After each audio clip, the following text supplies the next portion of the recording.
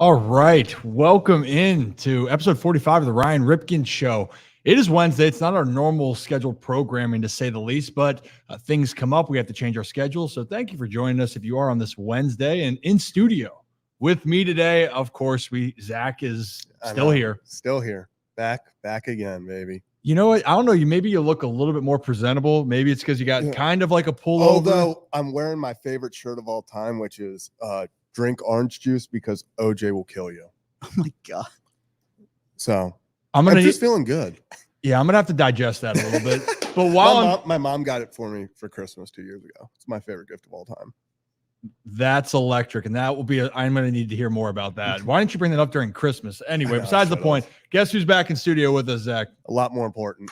Kevin Ostriker. I don't have a shirt like that. I just got a little penguin here. I do like the little penguin. I do like the lighting of the afternoon show. I got to say, the lighting does some stuff. We got the NBA Jam in the background. This is good. Yeah, Kevin, you look great. The lighting does everything justice for you. And Kevin got a haircut, looking fresh, looking fly. Lighting adds 2 inches is what I hear. That's what everyone says. That's what everyone says. Yeah. And we're going to have you measure up against that Adams Jeep. That's right. So, and actually we already had somebody do that. And that person is he in the back room? He is. Look who's Rocco. Here. Wow. What's up, guys? How are you? Pretty funny, Kevin. I didn't know this is how you spell your name, Kevin. I know. It takes on many different forms. When I saw that, I'm like, am I missing something here? So, I won't lie. Thank God Twitter autofills in for when you at someone, because there are times I'll be like, I know it's K-O, and then I'm like, please take it from here. It does it for you. Yeah. K-O-E, past that, I'm like, we're tossing out letters hoping stuff sticks. No, some people just Oyster Striker might stick though, honestly. It's a great name. Oyster Striker. I have learned. I wasn't a big oyster guy growing up, but I'm a big oyster guy now. I'm a big oyster guy. Yeah. I also want to shout out to you, by the way. Yeah. So every year, me and my boys, we do a slow pitch softball team, and every year we go to we call it winter meetings. Go to Deep Creek for a weekend. This weekend is winter meetings, and we are back-to-back champions. So next time you say swallow at the hollow softball, make sure you put back-to-back champs on it. Got the trophy here. It's like a little Stanley Cup-esque tour, That's a Lombardi. Yeah, it really is. I got my gold. I wish it had a cup for me to drink out of, but we'll figure. Oh, the ball does move. I do. Oh, I like that. Yeah, I like that. That is massive. The ball moves. So, who needs a World Series trophy? Who needs a Stanley Cup when you got this puppy? Yep, the Perry Hall Men's Adult Softball 2023. Zach could have taken that trophy anywhere, but he decided to take it to the studio, the Ryan Ripken Show. That's like his tour. I love it. Yeah, that's Stanley Cup gets to get all these cool places, and I brought it to the Ryan Ripken Show. So I thought, what a great place to start. And we I are just said. honored. Thanks, Zach. He did just say that, but honored. But I'm honored for everyone to join today, and Rocco beat it. I'm honored for you guys to be here. I appreciate you guys tuning in. We got a lot to talk about. I mean, actually, right as we were getting ready to set up the show, All Pro was announced, first team. Yep. NFL, I think there's some Ravens, some familiar names that we will talk about. There's a lot of spicy topics from everything that's happened in the sports world that either is sports related, maybe not sports related, depending on what you're watching. And obviously there's a lot of news around Justin Fields. And there's a certain pitcher, guys. I think we know him in Baltimore. He's a friend of the show here. Apparently he's not on a certain list going into the MLB 2024 season. We'll leave it at that. But a lot to talk about. If you're new to the channel, welcome. Thank you. If you can hit that like and subscribe button, we'd appreciate it. And if you notice, we don't have our guy Brad, who does everything behind the scenes, so there might not be a lot of polls up there for now. That might be big for some people. They got a little controversial last time we were here with Kevin and Nick when we had the poll about who would you like to see in the Super Bowl without the Ravens. People were not happy. that it got the people going. No, it was Houston. Houston was the only person I think that was really Houston very Houston, You get Houston in this chat, it's going to blow up again. Well, Houston, we got a problem. Maybe I don't know. I'm corny. All right, problem. He did. Yeah. All right, guys, let's dive into this first off. Okay, and we're going to get right to it. The list was announced and it was voted on by the players for the first team All-Pro, and I'm going to share that information with you right now. And the reason why we're bringing it up, well, there's some Ravens on there, and good. There should be some Ravens on there, and this list is around everywhere. This is specifically with Adam Schefter here, but you can see who's up top. It is quarterback Lamar Jackson.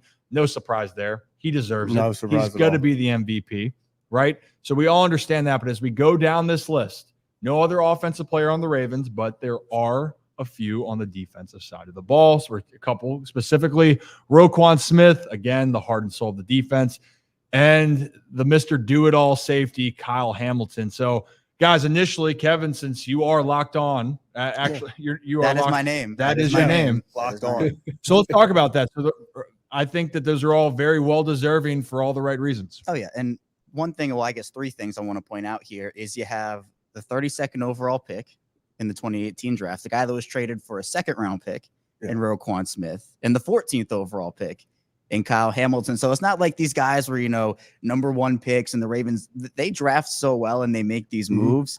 And we know the impact of those guys. And obviously it takes development and coaching and the right fit. But to me, I feel like with Baltimore, this is something that's huge for them because I think these are all the right choices and all the right picks. But for me, it's not like, oh, they were put in, like Cincinnati, for example, they got the number one pick. What they do? They pick Joe Burrow, obvious choice, right? The same thing with the Browns with Myles Garrett.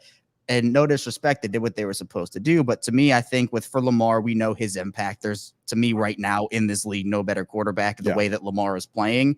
Roquan Smith is, you talked about it, Ryan, the heart and soul of the defense here. And then Kyle Hamilton, he does it all. Is he a safety? Is he a linebacker? Yeah, Is he he's everything. Everywhere. He is everywhere. So 3 very well-deserved all-pros here. And I think the NFL got those 3 right 100%.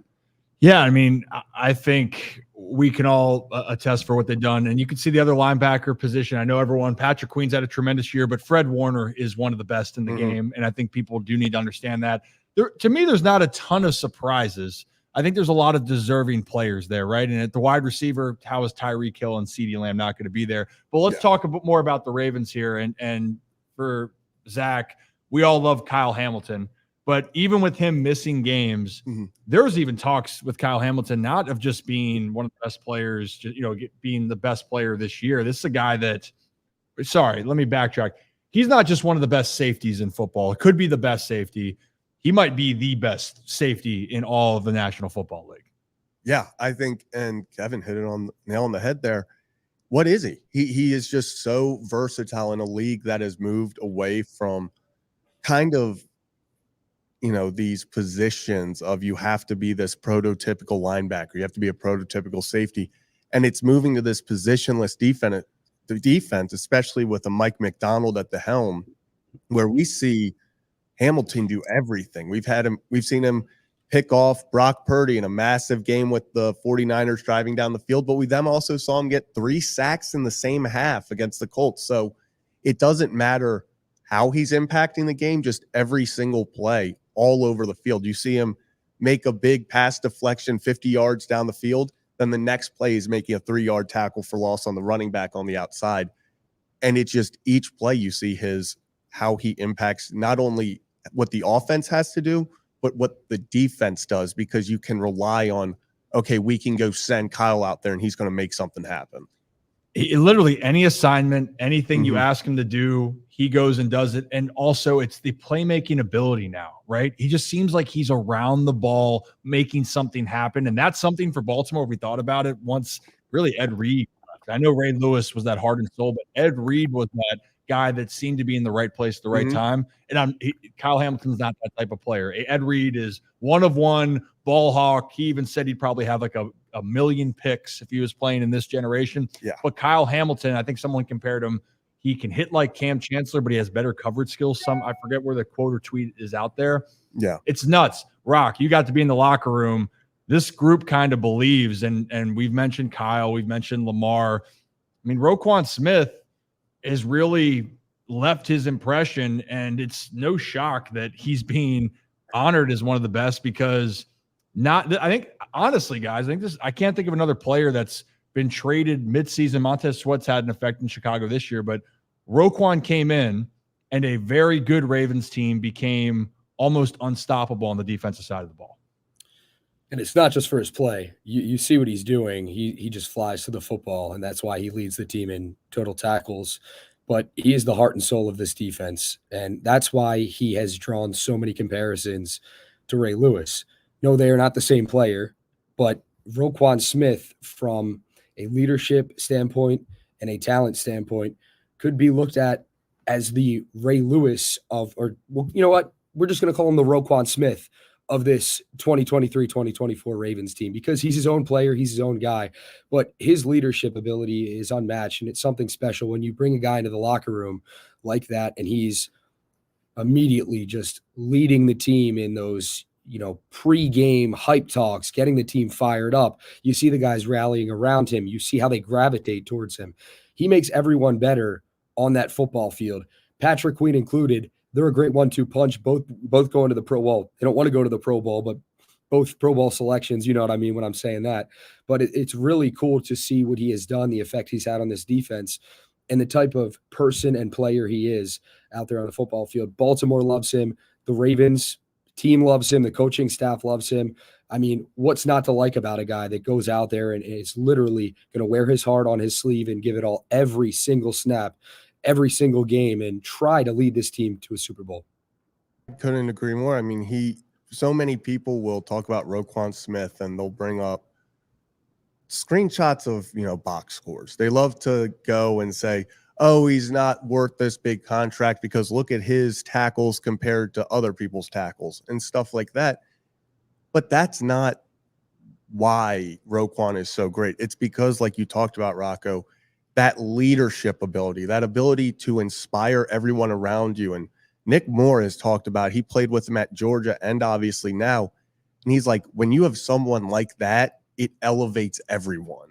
You brought Patrick Queen. It's a great example of a guy who was already finding himself in the league.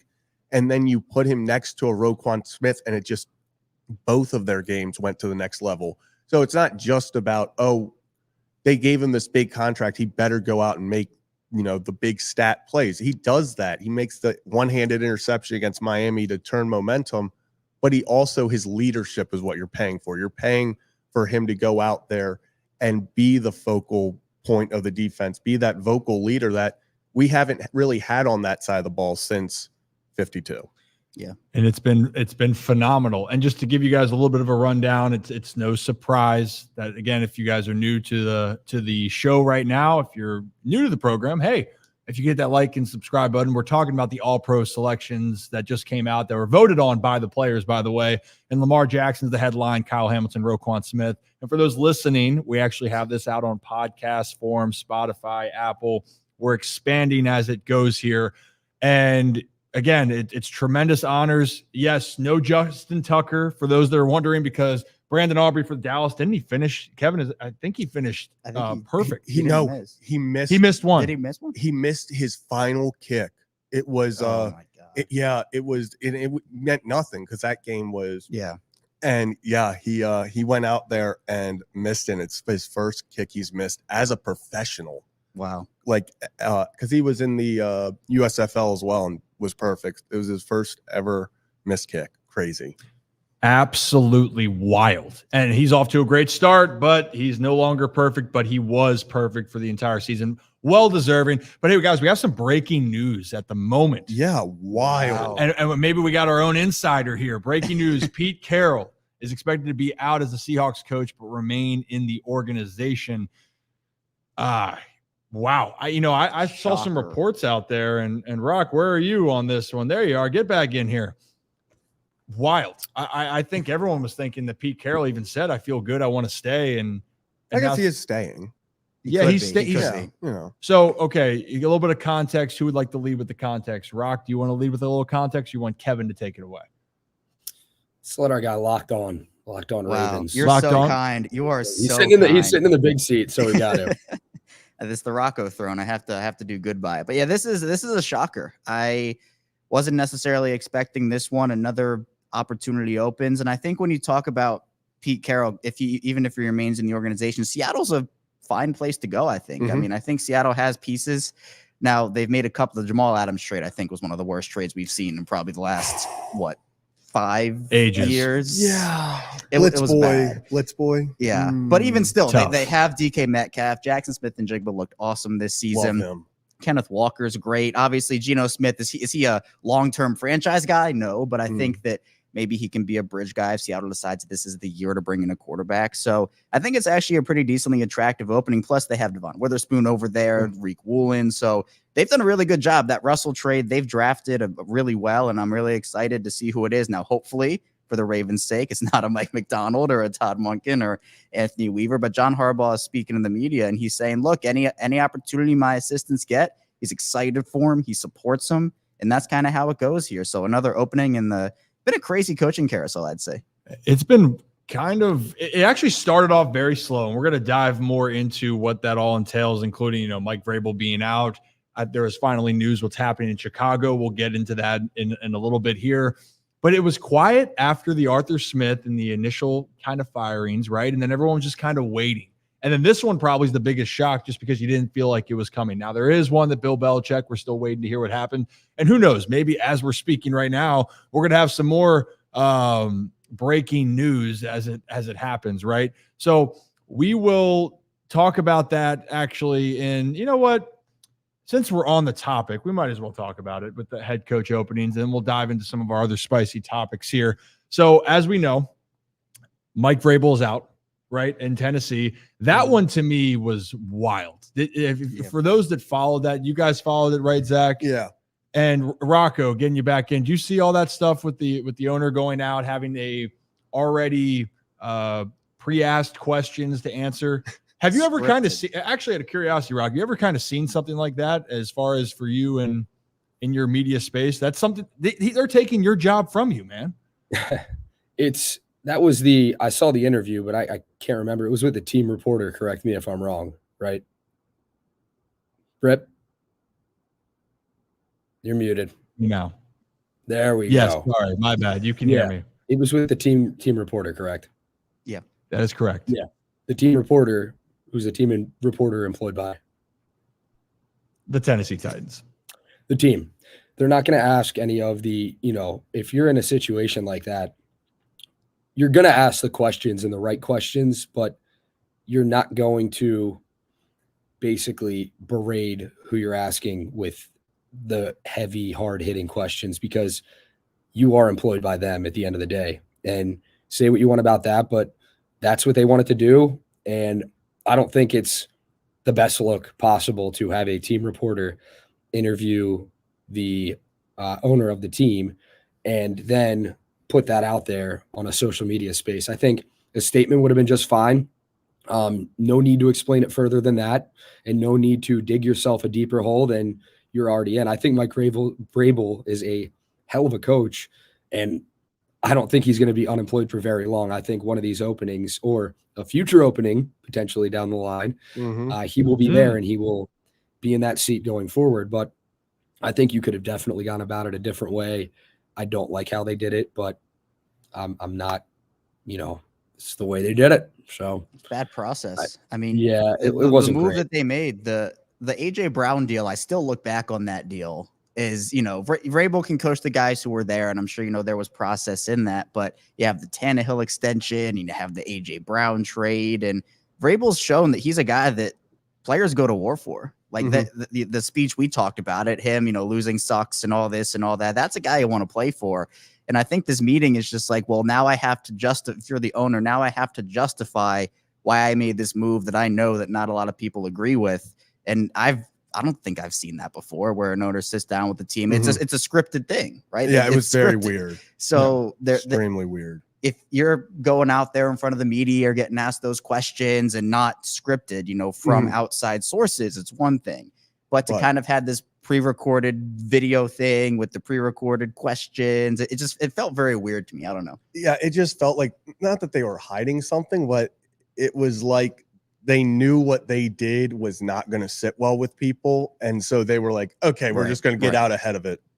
Did want to quickly bring up, I was trying to find this guy's name for the past 5 minutes. So thank you.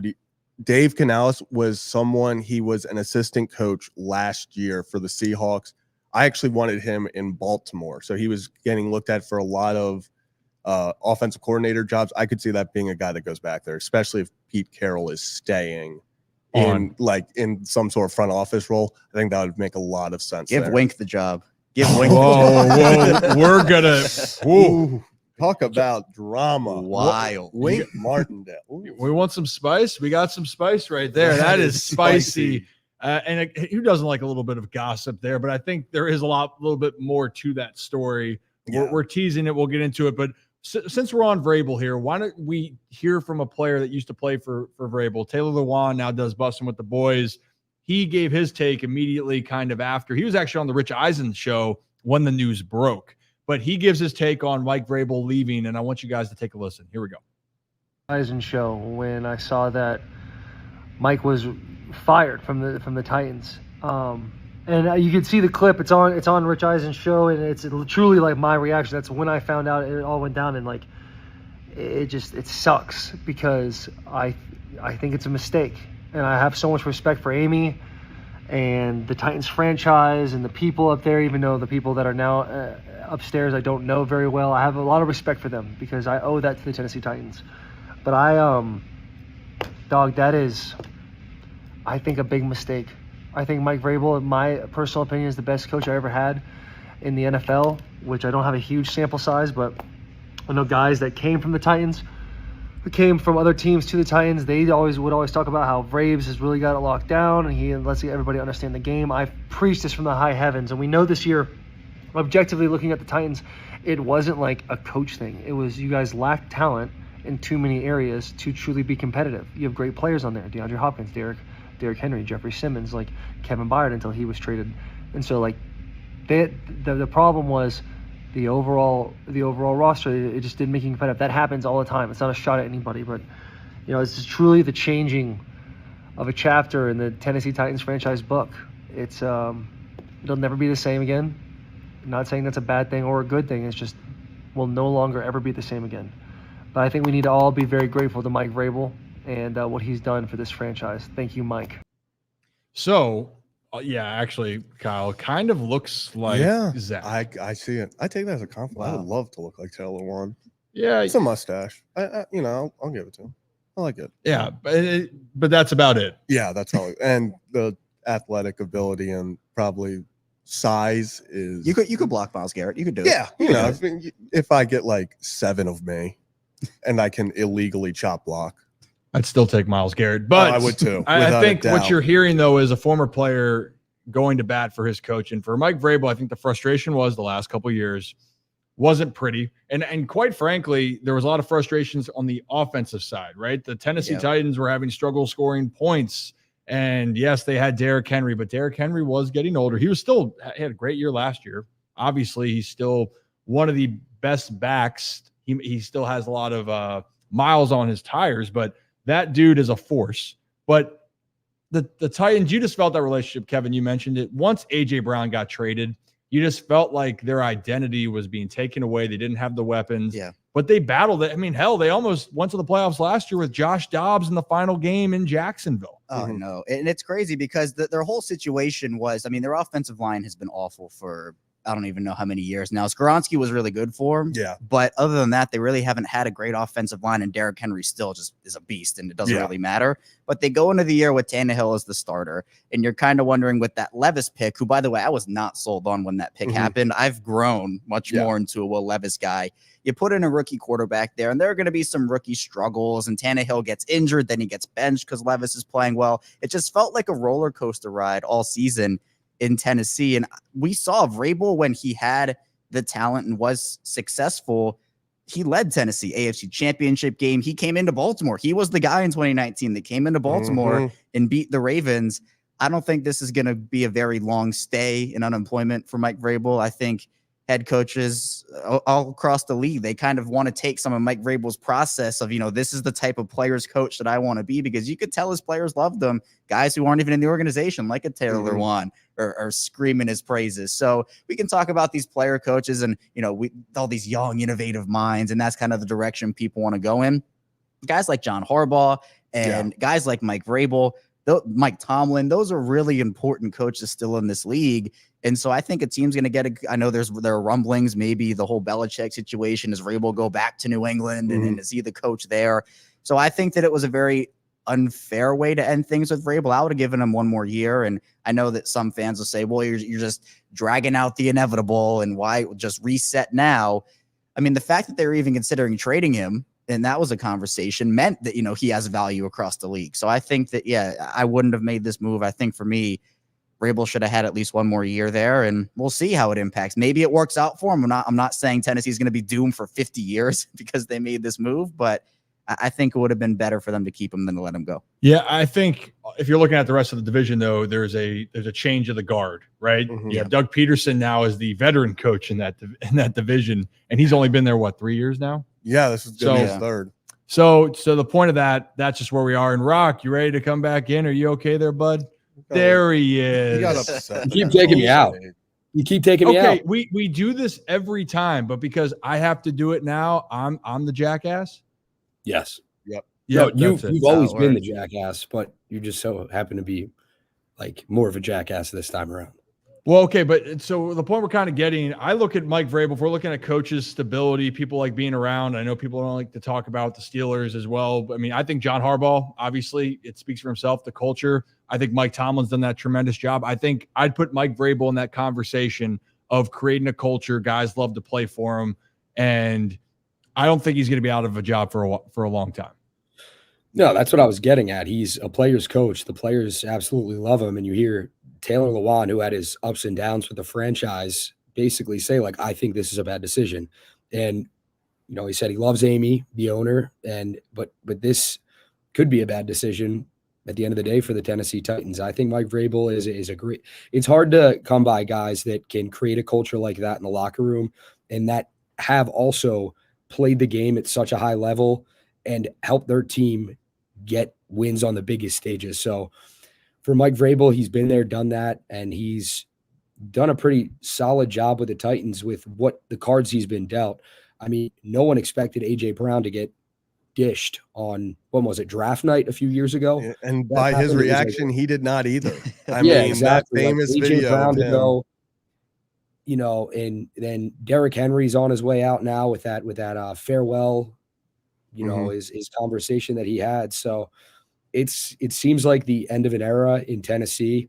One of the Titans fans I know down there, I used to work with him, and he literally said it. He sent me the video of Derrick Henry. He's like, end of an era. I don't know if he meant that with Mike Vrabel as well, but things are changing in Tennessee. I don't know. Mike Vrabel, I could see him being a head coach at a team that he's played for in the past. So I think we've talked about this on the show before. Yeah. I do want to say something before we move on. Please. The reporter that Amy did the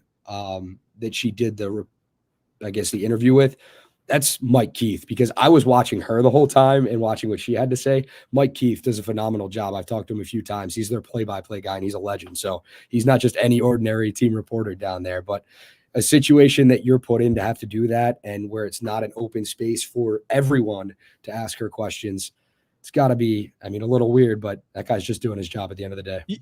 I don't think anybody's looking at on that standpoint, right? I think all of us are looking at that it was just all pre-recorded. She probably knew what questions were going. It was just a weird dynamic. Yeah. I think that was it. It was, you gave an answer, another answer, and it just, not going to say it didn't feel authentic. It just felt very scripted. And for fans, it's not something that you wanted after the season. For someone, Rip, that probably doesn't do a whole lot of media. Obviously, she's prepped, but yeah.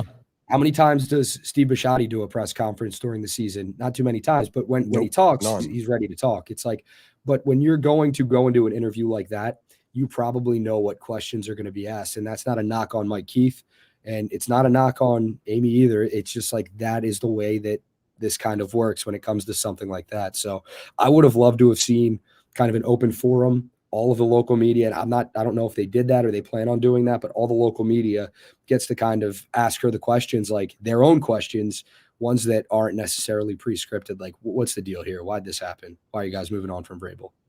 I'm sure they will. And Rocco, can you still hear me now? Yeah, I do want to say. Well, yeah, stay there, Rock. Yeah. I do think we have to have the conversation of how badly the Tennessee Titans, and I'm not going to say it's solely the owner, but that's the name that's been kind of getting a lot of the, attached to these stories.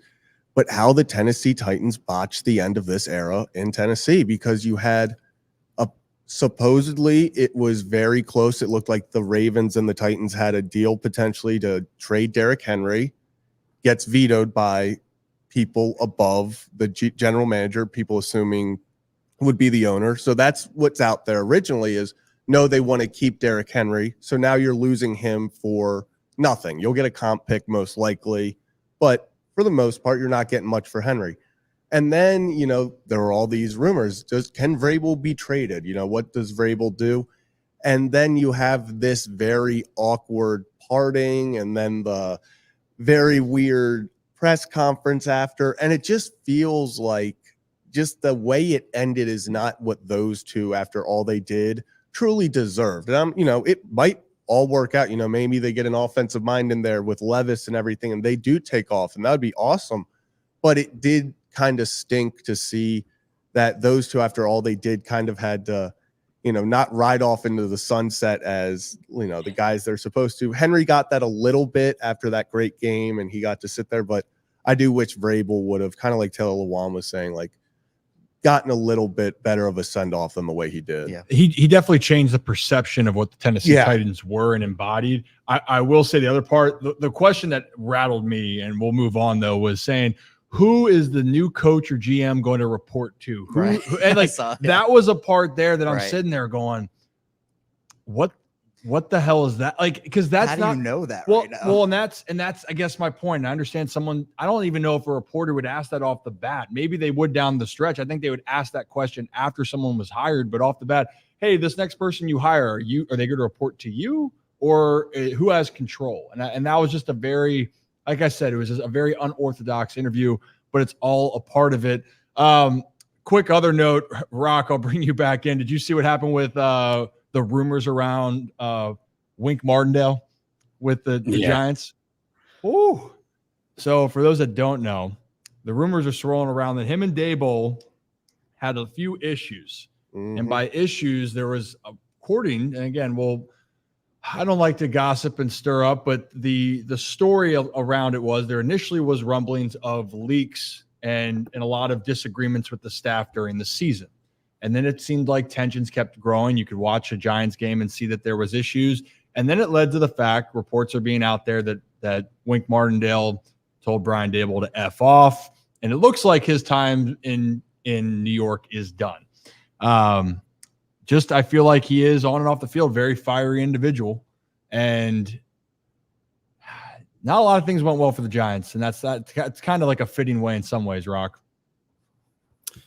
Yeah, and with Wink, he is a fiery guy. He's a quote machine too. If you listen, I love that fire. By the way, over the years, that guy he says what's on his mind, and he's not gonna really like filter himself when he does it. And that's what a lot of people here loved about him, is like the way he went about what he said and what he did. But this is another guy. We talk about people landing on their feet and not being out of jobs for long. I think Wink Martindale and the success he's had over the years, it's going to speak for itself. And the Giants were just kind of a dumpster fire this season. I had higher hopes for the Giants this year than what they actually did and put out on the field. And injuries could have played a factor in that, but I feel like it was just a lot of things that went wrong for this team. So Wink Martindale, I do not think that he will be out of a job long. I don't think he wants to be out of a job long. Maybe he does. Maybe he wants to take a season off, but I highly doubt it. I think he can really help a team contribute on the defensive side of the ball and like put guys in the right places to be successful as a defense. So Wink Martindale, I don't know where he's going to end up, but the rumor mill will swirl eventually on that. Does he end up somewhere? I think he does. You don't? I think the talent wise, without a doubt, I think he's one of the most talented coordinators in the league. But if there's truth behind some of this, are you feeling great about bringing in a defensive coordinator who's supposedly halfway through the season when things weren't going well, just said, screw this, we're done? You know, I personally, I wouldn't want Wink back here just because that would mean Mike McDonald's not there. But I agree, talent-wise and just what he brings, without a doubt, he should be a defense coordinator. He should have 20-plus teams calling him right now. But I'm interested to see how that impacts this whole thing, because it will be interesting if there's truth to that. Do teams want to take that on? The fact of, okay, yeah, we love the intensity and everything about the game and can coach, but you did kind of give up midway through last season, and that I could see that being worrisome for teams. But did that definitely happen? But that's what I'm saying. If there is truth, rumors are crazy. Yeah. That's why I think if it comes out that there's truth to the rumors, then that becomes a question. But if it's just he say, she say, it won't. He'll have a job by the end of the week. Didn't Vic Fangio join a team during the playoffs last year? Was it the Eagles or the Dolphins? Oh, yeah. Could Martindale came back? Wink it's like a Martindale. Senior defensive assistant or something. How crazy would that be? That would be hilarious. That's a spicy take. Well, look, wait, you guys are telling me all of a second, and once again, see you, Rocco.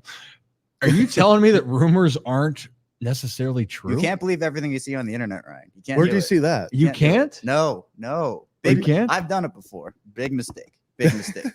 Well, I guess we're learning as we go. And how about this then? Because this is not a rumor. This is actually what happened here. And we're going to keep moving. And if you're new to the program, thank you for stopping in. If you can hit that like and subscribe button. We just talked about some the new situations with the coaching, with Vrabel fired, Pete Carroll out. We talked about the All-Pros. We're going to have more Ravens talk coming up here and another certain Orioles pitcher that I think we need to discuss. But before we do that, there was a lot of controversy in the sports world that wasn't necessarily about sports, unfortunately. Yeah, the classic conundrum of a sports show hosted by the biggest sports network, not talking about sports. So, usually things don't go well, especially when the topics that aren't sports are very controversial. Very, as almost controversial as Kevin Oyster Striker. Yeah, those levels of controversial. Well, that's not my real name. Yeah, it's locked on. It's locked on. First name locked, middle name on, last name Ravens. That's how it goes. So for those that are wondering, this is Kevin Ostriker, Locked On Ravens, or Locked On. He covers the Ravens daily. Zach, professional talker. Yeah, I just kind of talk. Amateur international talker. Superstar. Yeah, I dabble in Canada. Yep. And then I am Ryan Ripken, who the show is named after. And don't forget about Rocco DeSangro, our actual reporter. For you, Joe.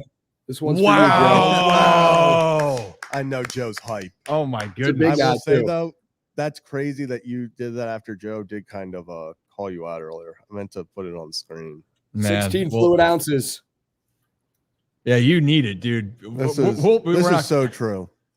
Rocco's the AJ Hawk of the Ryan Ripken show. Never in studio. No one really knows his What role. is Rocco's official title on the show? Rocco. That's it. Friend of the program. Friend of the program.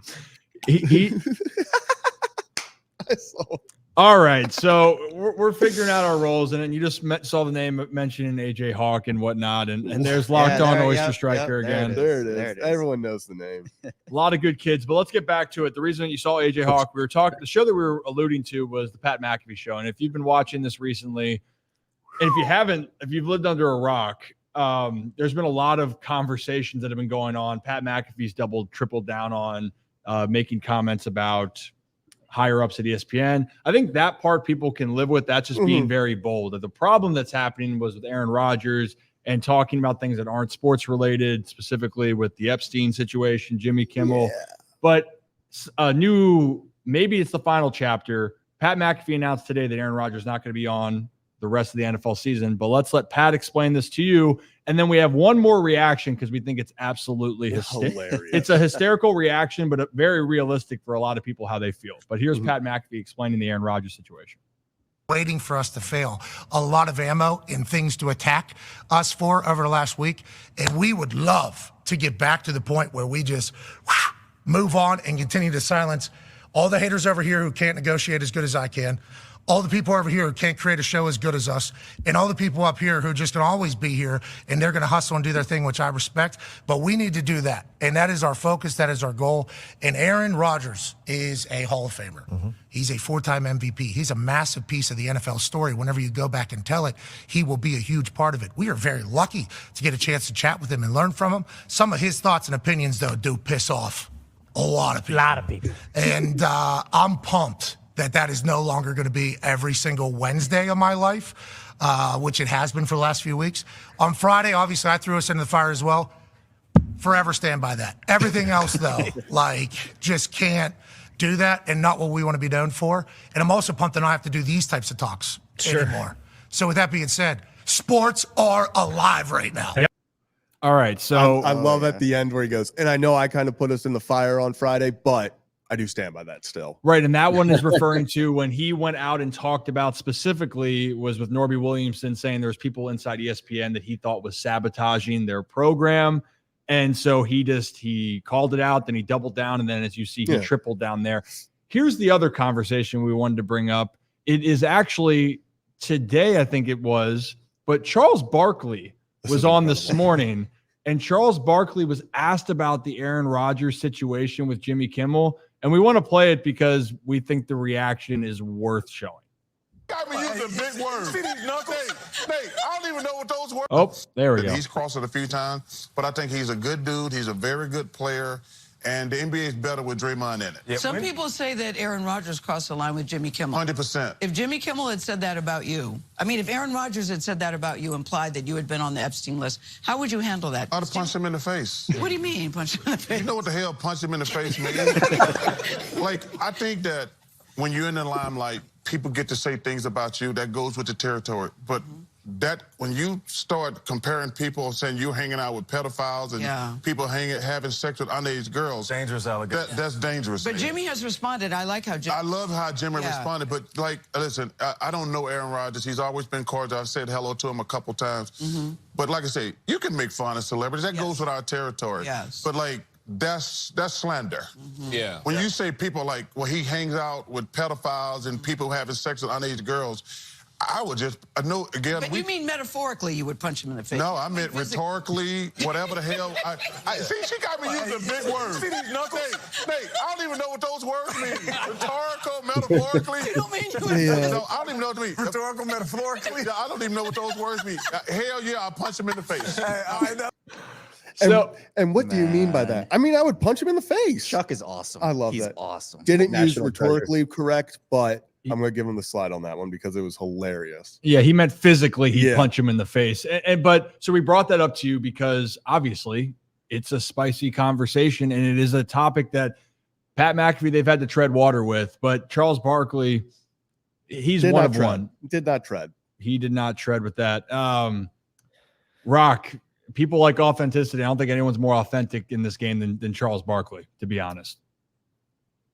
Charles Barkley is not one to mince words ever, and he hit the nail on the head right there with what he said. Whether you feel one way about Jimmy Kimmel or one way about Aaron Rodgers or, one way about both of those guys, I mean, Chuck said it, and I 1,000% agree with him because especially with how big social media is today, you put something out there, if it's a joke, that's one thing, and that's not something to joke about right there. But if you make a joke about a celebrity, that is one thing. But if you're attacking them and attacking who they are as a person and throwing something out there like that, I mean, that is slander. I mean, you're putting his name in the spotlight in a bad way. And the spotlight and the stage and the platform that Aaron Rodgers has, he should know better when it comes to doing something like that. And, you can't attack people like that and say things like that. If you want to make fun of Jimmy Kimmel, like the way he says something or the way he does something, that's one thing. Or even there's things out there that have been even worse than that, just not what he said about that. I'm running circles right now, but I'm saying like even worse than attacking someone for their hair, for their appearance. Like that's what I'm getting at. But to throw his name out there with how big of a news story this thing is right now, that's just unacceptable. Right. And it was too. I think Charles Barkley said it the way it should have been said. Yeah, I think the bigger part with that, and I don't like to get very political on any of that. It's just not my style. Like we just want to have conversations, right? And I think that's where things Homie were just wants taken. to talk sports. Talk sports. Well, that's what it is. Like the reason, and McAfee said it, Aaron Rodgers is a Hall of Famer. The reason you bring Aaron Rodgers onto a platform like that is to pick his brain. And I'm not saying just, it's all about Aaron Rodgers should be allowed to show some personality, but there's a line, and that line has been crossed, and it was probably crossed a couple of months ago, even probably further than a couple of months ago. It's like the Manning cast, right? Why do you tune in to watch Eli and Peyton? for their football analysis. They're funny. They're quirky at times. They have good guests. Yeah. You bring on Aaron Rodgers to do a program like that to pick his brain about football and to let the personality show through a little bit. But when the personality shows through like that, it's not what McAfee's looking for. And I don't know if Rodgers comes back after the season, and I'm sure, look, it got him a lot of ratings, but at some point when it gets to this point, when you start throwing allegations like that out and start doing, it's the definition of slander, something has to give. And here it did. Yeah. Well, in that case too, again, and Rodgers came on to say, well, no, that's not the words that I said, but it's anybody. If you allude, if in this case you have Epstein and if your name is involved in around the topic, that's good. Like even my face right now, I'd be like, I don't like that shit. Like the reaction that you would get already. So regardless of how you feel, but the bigger part is people want to talk about the sports. They don't want to get so involved in a political, and then you don't want to get into a back and forth over why you don't like each other, and some of it, can be funny. And Charles is right. If you're in the entertainment business, you better have some thick skin because you're going to get roasted. Oh, yeah. But there is a line. I mean, I get roasted all the time from growing up in the family, and a lot of things have to do with hairline and stuff like that. Yeah, but I'm like 3'7". Like it happens. I make fun of Ryan's hairline all the time. Yep, and I have a terrible hairline, and I'm short on top of that. I'm not. But that's like 3'7", by the Rip, way. to your point. Like, do not actually don't quote me on that. Well, Do we're not- actually not gonna put you against the sign here in a moment. Yeah. Stay Kevin. tuned for the there end of you the go. show because that'll But be. anyway, Rock, didn't mean to cut you off. But no, what I wanted to say with that is there are people, whether Aaron is right about something or wrong about something, and whether something is factually or non-factually, it's regardless, there are going to be people that believe every single thing that he says, and then they're going to tell their friends, and they're going to tell their friends, and it's like people will make allegations and accusations without even without even researching something or going on the internet and looking up, okay, like Jimmy Kimmel is or isn't on this list, like his name's not there. So like people who listen to Aaron Rodgers, they might just run off what he's saying, and that's how misinformation spreads. And it's not great, especially in this age. So I don't know. I think, like I said, Charles Barkley, he's just class guy. Like he's unbelievable in everything he does. I love Barkley. I think he's like I said, national treasure. Protect that guy at all costs. Plus, I think he's slimming down a little bit too. He looked great. He looks good. Yeah. He looks good. And like we said, everyone, you can have your opinions. It's all good. That's not the point. It's just on the show and what people want to talk about.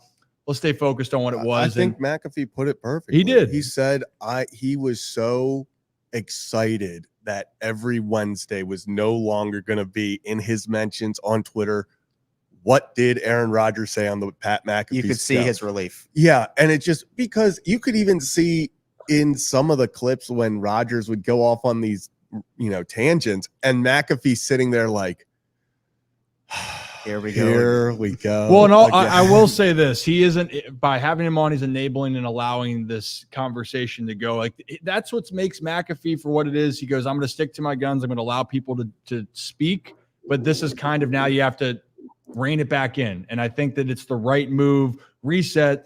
The NFL postseason is going to be electric as it is. Focus back on that because at the end of the day, that's what the focus should be on. And with everything else. I mean, look, McAfee has done a tremendous job with College Game Day. It's been exciting. Let's get back to these great moments, which should be a fun postseason. That kind of rounds up with that. And if you're new to the show right now, thanks for stopping in. It's the Ryan Ripken Show. We host this twice a week. We're doing it on Wednesday because the schedule's a little bit off here. We got Zach, amateur talker, Locked On Ravens, Kevin Ostreicher. Bring it back with the trophy. And then on the other side, we got Rocco DeSanger, who actually is a reporter. He's a good kid, not in studio. Are you not going to put it on while I have the trophy? Oh, thank you. Yeah, this is my trophy for slow pitch softball. Is that coming apart? Yeah, spin. Yeah, that also spin. spins. The ball No, this one is not supposed to spin. Actually, I have to. Hey, Zach. Get this one. Yeah. What did you actually contribute to that championship trophy? Like, actually, I showed up extremely hungover on the playoff week, and we had to win 7 straight games to win the championship. Yeah. I sat on the side and had other people go in for the entire time, and in the final inning of the final game championship, I inserted myself at catcher for the final inning so I could run on the field when we caught the final. So you basically averaged like Adley in the flesh, 3 or 4 claps a game. Like I would say 11, I'm 11 let's goes. Like I would say the big thing is I get I say I'm going to be third base coach, and then I get very aggressive with the runners, and we get thrown out a lot on the base paths because some of us have faith in our guys to make it faster. What are your steal signs? You're gonna give it away now since it's over? Just run. Just run. Slow pitch. Run. Kyle, thank you for that. He said softball Udonis Haslem. Yes, perfect. That is the greatest. That's so true. Great player comp. It really is. Really but we're is talking. But first off, Haslam, by the way, early in his career, he was good. Reminds me of myself. But I think we're alluding to Haslam last player coach. Yeah, coach Haslam. Well, I accept it. Well, that's just great. So we're going to keep moving on with the program here, our show. And we talked about in the past with some the coaching carousel. We talked about the all-pro list. We're going to talk about some stuff with Lamar Jackson, a few things, some very high or recognizable former players, a lot of high praise for Lamar Jackson, and also another note that came out with Lamar Jackson. So stay tuned for that. But we want to talk about a younger quarterback that's still trying to create his path or hopefully stabilize where he's going to be, and it's really out of his control. And that's Justin Fields. And the Bears are in a situation now, if we look at the draft list, and there's mock drafts coming out of what's going to happen. But the Bears, people are wondering, well, they lost to Green Bay. Is it the move to restart, take Caleb Williams and move on? Matt Eberflus has just announced he is staying put. Luke Getsky, their offensive coordinator, is on the way out. But this is what I found interesting. Everyone's saying reset the clock. Jay Cutler and Chris Long were on Inside the NFL talking about this situation. I want you guys to listen because I think it is a fascinating discussion, and then we'll dive more in to this conversation about Justin Fields. And then you got Justin Fields addressing the Chicago media for what could be the last time. If you were general manager Ryan Poles, what would you do? How much time we have? 4 months or This is about as complex as they get. They got the first pick, they've got the 9th pick. You've got Caleb Williams, you've got Drake May, highly up there at 1-2, 1 through 5, and then you got Justin Fields going to his 3rd year. He's 10-27, 40 touchdowns, 30 picks. His 4th quarter stats are pretty bad, and the team's not that good. I don't know what they're gonna do. What I think they should do is trade down, get some more guys on that team to help out Justin, and see what happens. Because let's plug in Caleb Williams on that team. Yeah. What happens? If he's out there in that game with that game plan as many times as Justin had, because I looked, because I'm on Justin Fields' side here, because I'm afraid to take that chance with a guy in the top 10. We've seen that since we've been in the league, drafting top 10 quarterbacks is a crapshoot. You could get a Jay Cutler where your guy gives you a chance to win, or you could get a guy who flames out in a year or two. I think when it comes to Fields, you watch that game, you try to put the sacks on him. It's hard to do it. Like, where's he going with that football in those situations? You know, the offensive game plans have been pretty bad. He's on his 2nd coordinator already. Will they have a 3rd one next year? Who knows what's going to happen there? But then I think if you do trade, you've got to look in who you're going to trade to. You know, there's Washington, New England, Atlanta, Vikings, Denver. You know, there's a lot of teams out there that want quarterbacks. So I think if they do get out of there, they need to be careful who they do trade to. But I think if you blow it up and you start all over again with the number 1 pick, you might be sitting in a worse position than you are right now. So I think that's very fascinating, and Rock will get you back in here. So if you're hearing Jay Cutler played in the NFL for a long time, Chris Long as well, they were defending the fact that they think Justin Fields, they need more around him. They like the ability that he has, and also that the number 1 overall pick or quarterbacks taking the top 10 aren't slam dunks. If we want to look at what was the 2020 draft, 2021, what was the draft with Justin Fields and Mac Jones and Trey Lance? Of all those quarterbacks from that draft, the only quarterback that's in the postseason is Trey Lance as a backup.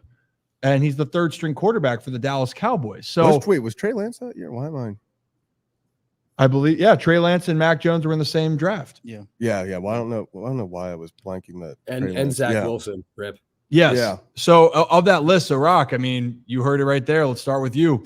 It's an interesting dynamic. And I heard people saying, oh, if you can get the 8th overall pick from the Falcons for Fields, I don't think that the Falcons would give up the 8th overall pick as it is. It's a really unique situation that they have. And that's been a lot. 2 coordinators already for Fields. The dude hasn't been in a great place to succeed in his career. No, we talked about that. We said, back when we had the conversation about would you get rid of Justin Fields and try to take Caleb Williams? I think Chris Long hit it right on the head. He said that I don't know if you insert Caleb Williams into this situation. He basically said he might not be better than Justin Fields because it's for Justin Fields, he has the talent and we've seen it. I don't think this guy, I think he's better than mediocre. I think he could be a really good quarterback in the league. Now, I'm not sold that he could be a superstar at this point just yet, but that doesn't rule anything out. The thing with Justin Fields, this was a guy last season. Were we not having conversations about the way he was performing, that he could be a potential MVP candidate down the line with how talented he was, with what he was doing with his arm and his leg? And now we're just going to try to write this guy off 1 year later. I'm not a fan of doing that. I'm really not. I think Justin Fields could help the Bears win if they surround him with the right talent and they build around him. And that's what they're going to need to do, because Justin Fields, he has the talent himself, but this is the NFL. This isn't college football anymore. You cannot just solely win games by yourself. You need a good team around you. You need good coaching around you. And I think that's what the Bears need to do for Justin Fields. I agree. So Zach, because I know you have some thoughts on this with Eberflus now being retained, and players love him. Players do love playing for him, but the common theme is that the Bears have constantly been in this influx and they cannot find a franchise quarterback for decades. My biggest takeaway from the Eberflus news is that they better trade the 1st overall pick, because if the worst thing, and it would be such a Bears move to do, the worst thing they could do is keep Eberflus this year, draft a Caleb Williams, draft a quarterback 1st overall. Obviously it would be Caleb, and then fire him after the 1st year and have to start over again. So when they kept Eberflus, in my head, that was them also committing to Justin Fields, because I think if they brought in a new head coach, you would want a new quarterback. He would want someone to be his guy. And if you brought in a guy like a Caleb Williams, I don't think you want to be in the situation where you're having your 1st overall pick also being in your head coach's go prove it year, because the worst thing you could do we've seen it hurt guys like Justin Fields when they don't have that consistency. Bryce Young. Yeah. I mean, it's just when there's all this chaos just in your own clubhouse, own organization, it's hard to, reach your potential. So for Justin Fields' sake, I think this does kind of solidify in my mind that they're going to look to trade and hopefully get him weapons, because I think it would just be horrible for all parties if they keep Eberflus, go out, draft Caleb Williams, and now it's okay. You're now in the situation of, if they don't do well, do you keep Eberflus and have Caleb start over with just try to figure it out, or do you start over again? It's a shit show right now is what could happen. And just to give context, it was the 2021 draft that we were alluding to, saying with the quarterbacks, Trevor Lawrence was number 1 overall, and you see those moments, but they did have a monumental collapse. Now, granted, Lawrence was banged up, but they were 8-3. They should be in the playoffs, and part of that is on the quarterback play, even though he was hurt. But Zach Wilson, Trey Lance, then you go down the list, Justin Fields, Mac Jones. I mean, if you're arguing the quarterbacks there, I mean, yes, Trevor Lawrence, obviously, I'm still in the Trevor Lawrence. I'm a believer in his talent and what he's going to do. But the rest of that list, Justin Fields was the best quarterback besides Trevor Lawrence. And a lot of people had him as the 2nd best quarterback. Now, Kevin, we're looking at it right now. You've even said in the past you would like to see them build around him because the intangibles are there. He's not what Lamar Jackson does, but he does have Lamar Jackson type of improvisation and the type of athleticism to do things that other players can't. Yeah, and I know to a certain extent you can't bank everything on potential, but we've seen the flashes. And at this point, you're right. Drafting, and Chris Long said it, drafting quarterbacks in the top 10 nowadays is just, it's so uneven. It's so uneasy. And we've talked about lists here on this show before where, again, what happens, and this, honestly, you can kind of relate it back to Lamar, where people were so devastated at the thought of Lamar leaving because what if he goes to somewhere and he succeeds in a new offensive system, and then we're all sitting here saying, we knew it was possible, but why couldn't it have been in Baltimore? With Fields, I know he's not up to the level Lamar Jackson was at right now, but with that trade, I want to bring back the actual terms of that first pick trade that we saw last year. The Bears and Panthers swapped. The Bears moved essentially from 1 to 9.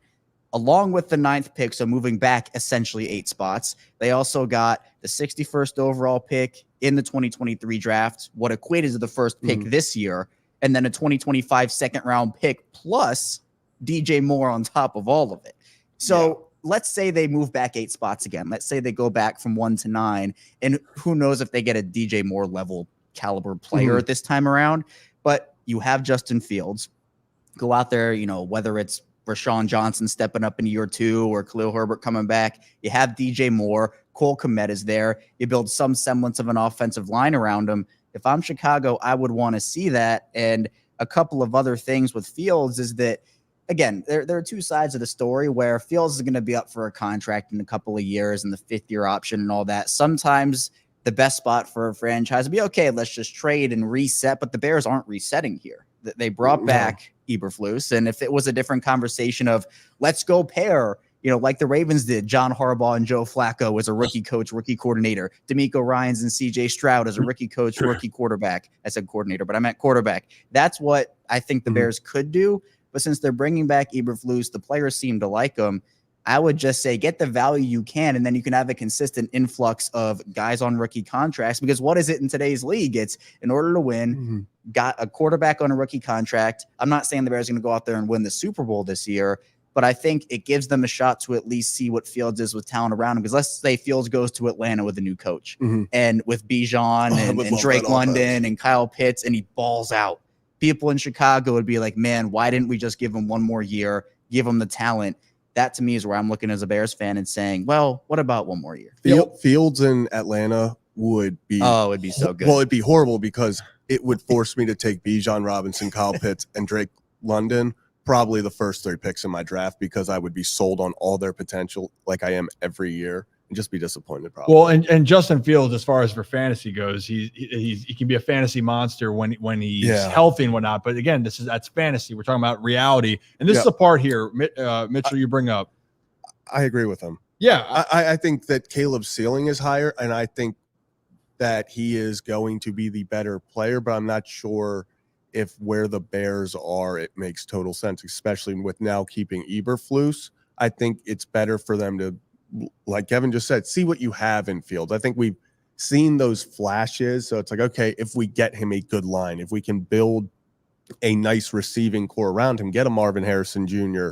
and to pair with DJ Moore, suddenly I think you have a lot more that you're looking at. Well, I think this is the only part that I look at. And Caleb Williams, if you do go that direction, make sure you're lining him up with somebody that is going to put him in a good position to succeed. And the other part, the surefire that we're looking at talent, didn't people say that about Trevor Lawrence, Rock?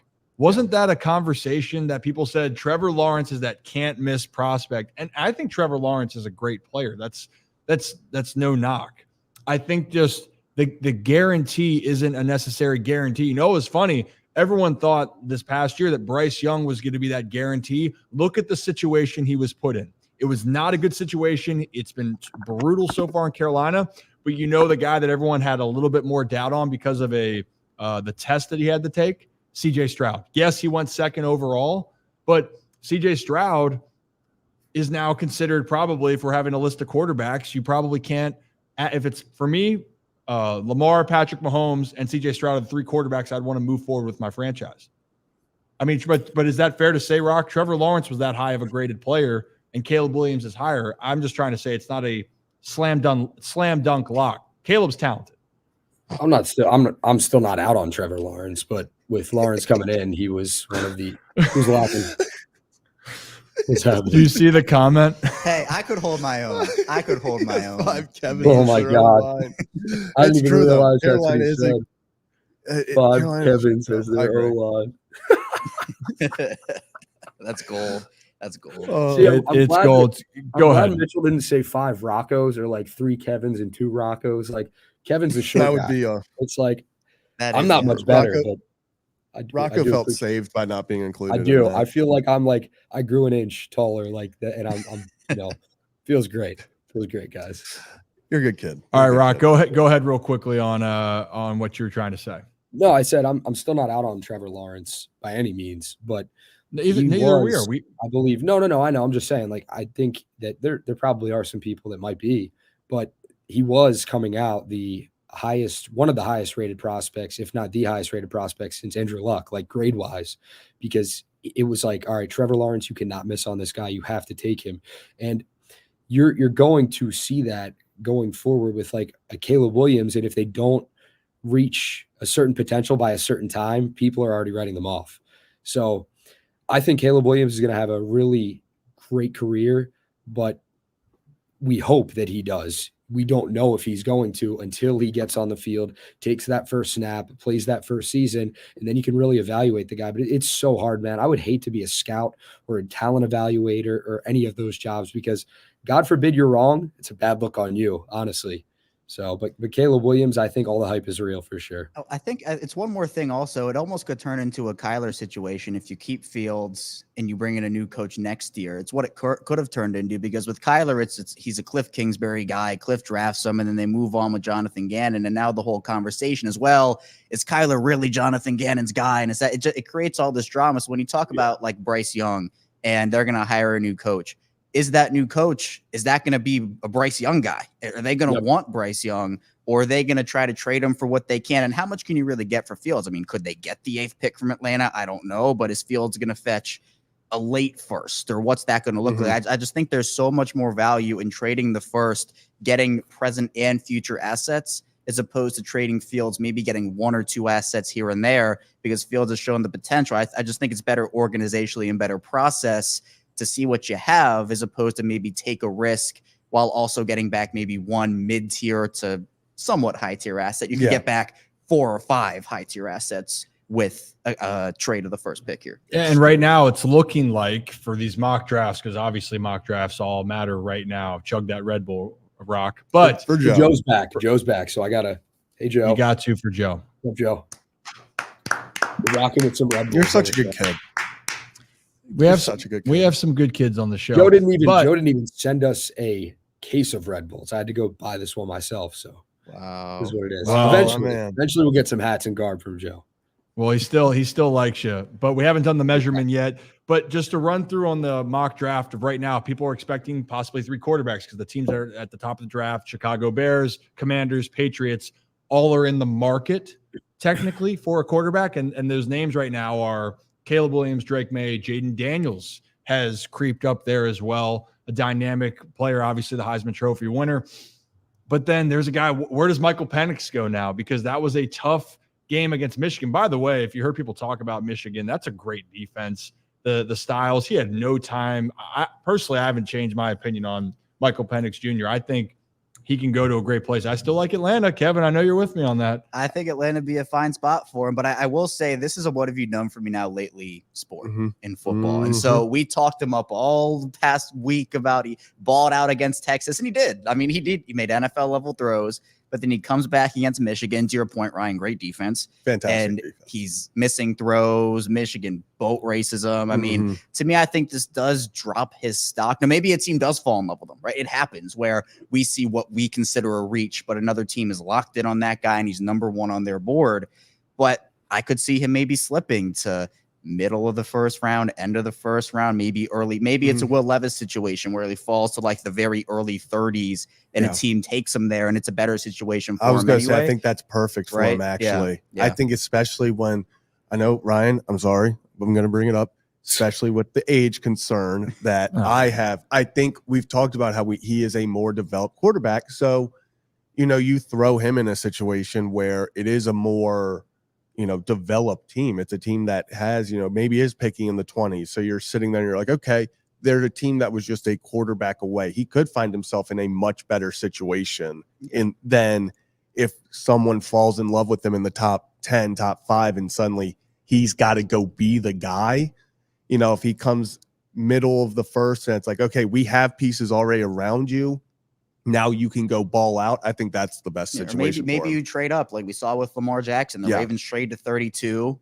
And again, the Ravens had Joe at the time, but maybe it's a team with an early 30s pick. You trade up to 32, trade up to 31. You get the 5th-year option on him, so you have more time to evaluate instead of it only be the 4-year contract if he was an early 2nd-round pick. So I think Penix is still a really good quarterback. I just think with the performance we saw, people are going to remember that. When you think of Michael Penix, it's Texas is going to be, you still consider everything with a prospect like that. But people are going to remember the game against Michigan because that's what we last saw. I'm just looking at the draft order. Oh, sorry. I was going to say real quick. I'm just saying his O-line let him down a little bit. Some of the throws. It wasn't all him. It wasn't all him. Yeah, it wasn't all. Yeah. I want to say it wasn't all on Penix in that game. And he looked really banged up towards the end. Like Michigan just sent the house at him and just made his night hell, or tried their best to. And it showed. But I think like you're right, because people are going to remember this game. It's a little bit of the recency bias. It's not like, we saw the Texas game, and a lot of people saw the Texas game. We're like, damn, like he wasn't missing on his throws. He was throwing darts. He was accurate. He was doing everything. I think he threw for like 403 yards or 402 yards and 2 touchdowns in that game. So he was doing all the right things. But the last game, to your point, Kevin, that people are going to remember, whether it's scouts, whether it's fans, GMs, like more of the people that matter in making these picks are going to remember that game, because that's the biggest game of your career. So they're going to look into that a lot. But when he gets to the combine, when he gets to doing his pro day, what, Zach? What was that? Oh, no, I'm looking at, I think I just fell in love with where I want Michael Penix. So sorry about him, Rocco. Yeah, continue. sorry. That's sorry. He's so distracting, man. It's like I'm reading mock drafts and I just got excited at the thought. All right, bring it up. Bring it up. I think Michael Penix 11 to the Vikings would be incredible. Ooh. Think about that with those weapons: Hawkinson, Jefferson, Addison. That would be a fun team. You have, because is Kurt a free agent, or does he have one more year? What's his situation? Because that could even be a guy to sit there and learn from. I think that could be a really nice situation for. Well, it depends on what the Vikings are going to do with Cousins, and there's reports that Cousins could take a discount to stay there. Well, that's what I'm saying. It could even be a situation sort of like we just talked about with Lamar. Cousins is out there, and it's you're learning from him. He doesn't immediately have to go in, and then he either takes over at some point or the next year it's his team. But I think I fell in love with Penix to the. They switch Vikings. Quarterbacks every single week. It was maybe Kirk returns on a hometown discount, but you're gonna have to look to the future at some point. I would just love Penix throwing to Justin Jefferson and let me just throw out. Let me just throw something out here. Let me just throw out another team and I know this is going to grind your gears a little bit, Zach, but what if you went to a team like Pittsburgh? No, that would be another. They moved up to get him.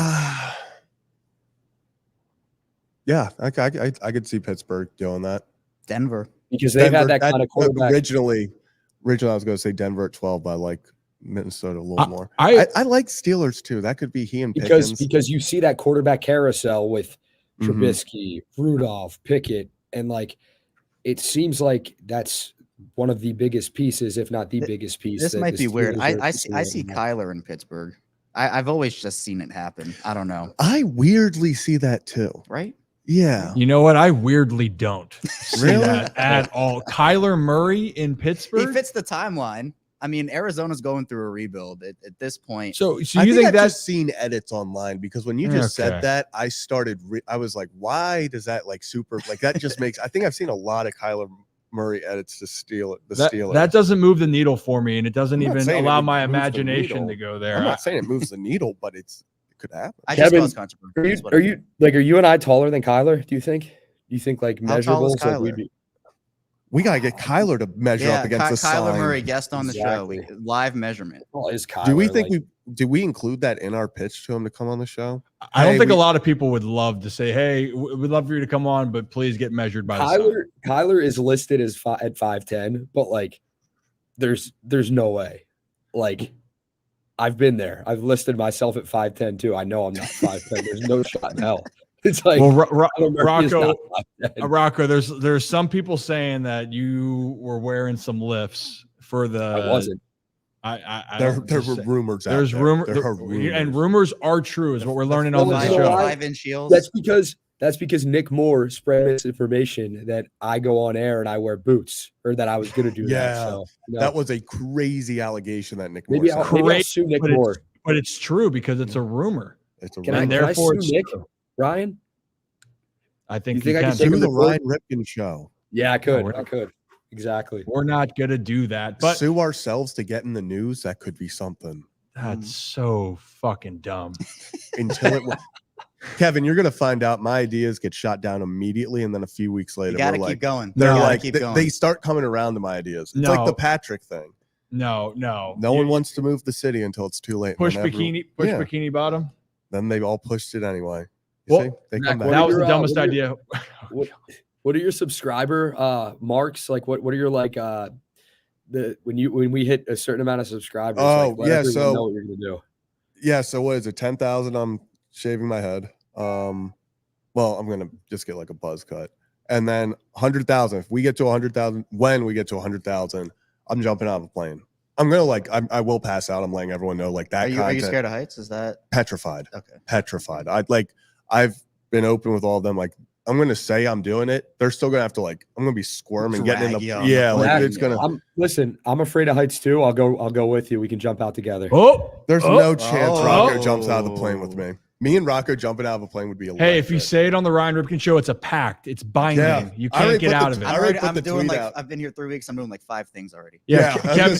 Kevin's doing smelling salts, doing Oklahoma drills with athletes. Burgers, everything. Yeah, and you know what? This is actually all the above. We don't even need to get to the subscribers. Oh, there it is.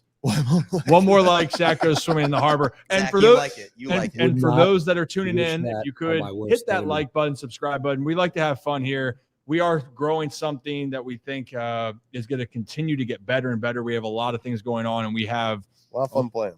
We have a lot of fun things planned going into the spring, especially as we move. And we've only been doing this for a few months now. Do this twice a week. So if you're new to the Ryan Ripken Show, thank you for stopping by. I'm Ryan Ripken, who the show is named after, which Zach loves to. I'm surprised you didn't bring that up yet. No, I was too busy laughing at this. Oh, Rocco, That's my buddy Brandon. He's a scumbag. I think that's so great. That's incredible. That makes me so happy. I might be on my way to Rock, but it's okay. You're a good kid. You're a good kid. I still want to get. Yeah, suck it. All right, let's move on now, guys. We talked a long time about the mock drafts. There's going to be about 100 million mock drafts before it actually starts. So you guys mind if we take a little ride in the Adams Jeep of Maryland around? Let's do it. Can we do a little ride? Rocco, are you not driving the Jeep even if I don't care that you're remote? There he is. Thank you. Oh, Kevin stopped. We're done. I did the Jeep wave.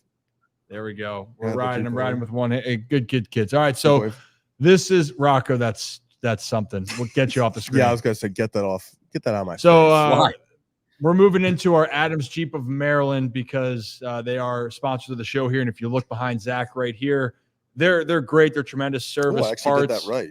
You did do that right. Service parts, whatever you need. Kevin's you want to have cooked. I'm getting cooked, man. My God. Back to back.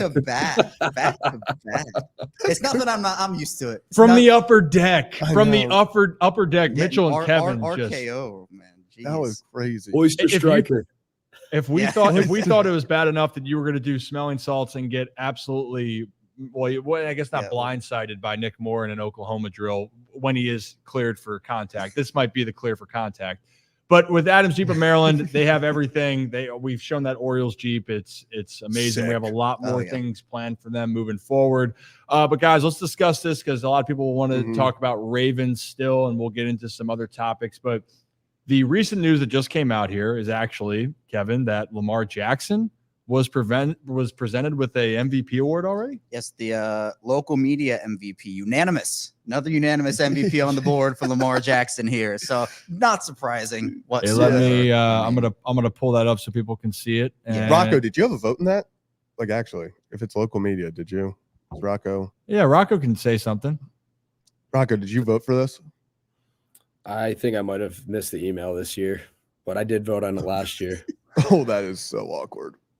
Awkward. Ooh. Well, you would have probably voted for him, right? And shout out Cordell Lamar, yeah. for showing the tweet. Also awesome guy. All right, so there's the handshake, and the handshake, it's official. He's the Ravens Luke's MVP. awesome, by the way. Great guy. The guy who's shaking his hand. Yeah, Luke's awesome. He does a lot of really good work.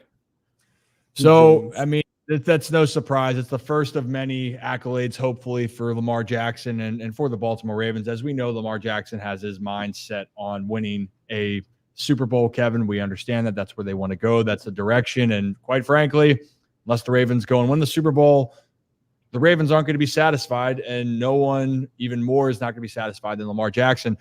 A lot of players are praising him. We talked about Tom Brady, or they're one of the recent segments that are floating around social media. Tom Brady and Lamar Jackson sat down on the Let's Go podcast. Tom, high praise for Lamar Jackson and vice versa. But how about this? Cam Newton, again, a player that kind of transformed the game, and Cam has his own style of play. But Cam Newton chimed in on Lamar Jackson's impact for the city of Baltimore and what he's done recently on his recent show, 4th and 1. So let's take a quick listen to that. How locked in are you right now? I'm locked in. I'm locked in. The MVP chance. When you hear that, motherfucker can't get more locked in. I mean, I'm locked in. I'm locked in. This is after the game, real quick. So he shouted out the backup quarterback as well, too. That's the team, bro. Yeah. That's the team. That's the culture. Those are the unsung heroes behind the scenes. You need practice squad players. You need training staff. Like, bro, everybody plays an intricate role into the success of a team. Nobody can do it by himself. Yeah. He embodies that. Just real gritty, like, we about to come whoop your ass. I'm locked in. I'm locked in. I'm locked in. Like, guys are selling out. And he has that whole Baltimore city in his hands.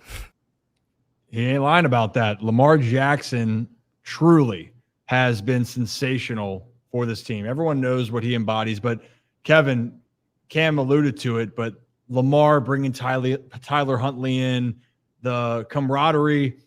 How can you not root for a guy like Lamar? And on top of a guy that can be so likable, he's also arguably the best player in the NFL. We think he is, especially this year and beyond. Yeah, it seems like you get like the best of every world with Lamar here, especially with how it's not even just he's grown as a player. He's acknowledged that from his early days in the NFL.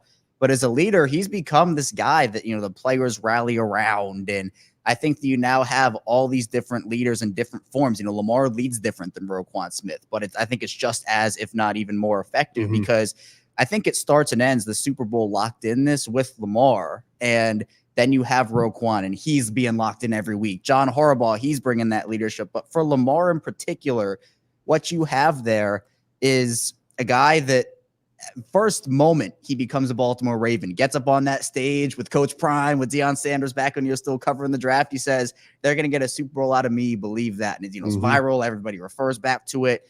And I mean, he meant it. He meant it. And he kind of talked, did the podcast with Tom Brady, talk with Tom a lot. And one of the things that he said was he didn't win a state championship in high school. He didn't win a national championship in college. He wants to be a champion. And this is it this is the stage now, the highest stage, the highest level. Lamar's playing like it. And I think for me, he's a guy right now that, you can talk if you're a player and say, yeah, well, I'm going to go and I'm going to win this championship. But it takes not only a certain level of play, but a certain mindset to do it. And I think Lamar has both of those. And the playoffs happen, games like 2019 happen. But at this point, you can't allow it to happen because of the leadership that's been growing here. Yeah. Yeah. And Zach, I mean, we've alluded to this. We've talked about it. The Lamar Jackson in 2019, unbelievable year, great team. But I think in the city of Baltimore, we were even talking about this going into it. It just feels different. And it starts with the quarterback and his mindset. Yeah. I mean, we saw the video of against Miami. It's the one I keep alluding to is him sitting there and everyone's just so excited and the team is, putting on this great show. And he's walking up and down the sideline telling everyone like, hey, lock in. Like, it's not over, because they've, we saw it with the Harbaugh quote where he's telling them, hey, let everyone know we're still put the foot on the gas. It's not over. We've been here before. And I think that's the biggest takeaway that I've gotten, is they've used 2019, 2020, 2021, and 2022 to make the 2023 team what it is, because they've had those failures, they've had those setbacks, and they've gotten those experiences. It's like John Harbaugh in the famous his post-game speech after Lamar Jackson's first ever game, the good speech. Yeah, they lost in 2019 after being the number 1 seed. Good. Now they learned from it. Now they know how we want to practice going into that week. They've changed things. They've adapted. And that's why it feels different, because you now have that guy like Roquan Smith on the other side, where you go, okay, communication on defense and leadership is there. That's in place that we didn't necessarily have in 2019. And just, we've said it a million times, there's just something about this team right now that feels different.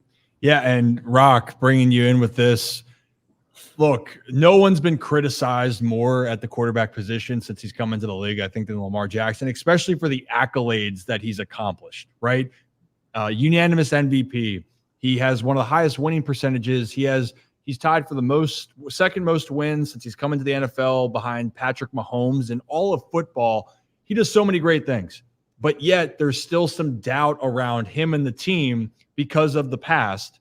But I think I love that if you're a Ravens fan, because he handles it really, if you want to, it might be the wrong word, but it's elegantly. He handles it with flying colors, because he understands that he can't change anyone's narrative unless he goes out there and continues to do what he has done so far this year.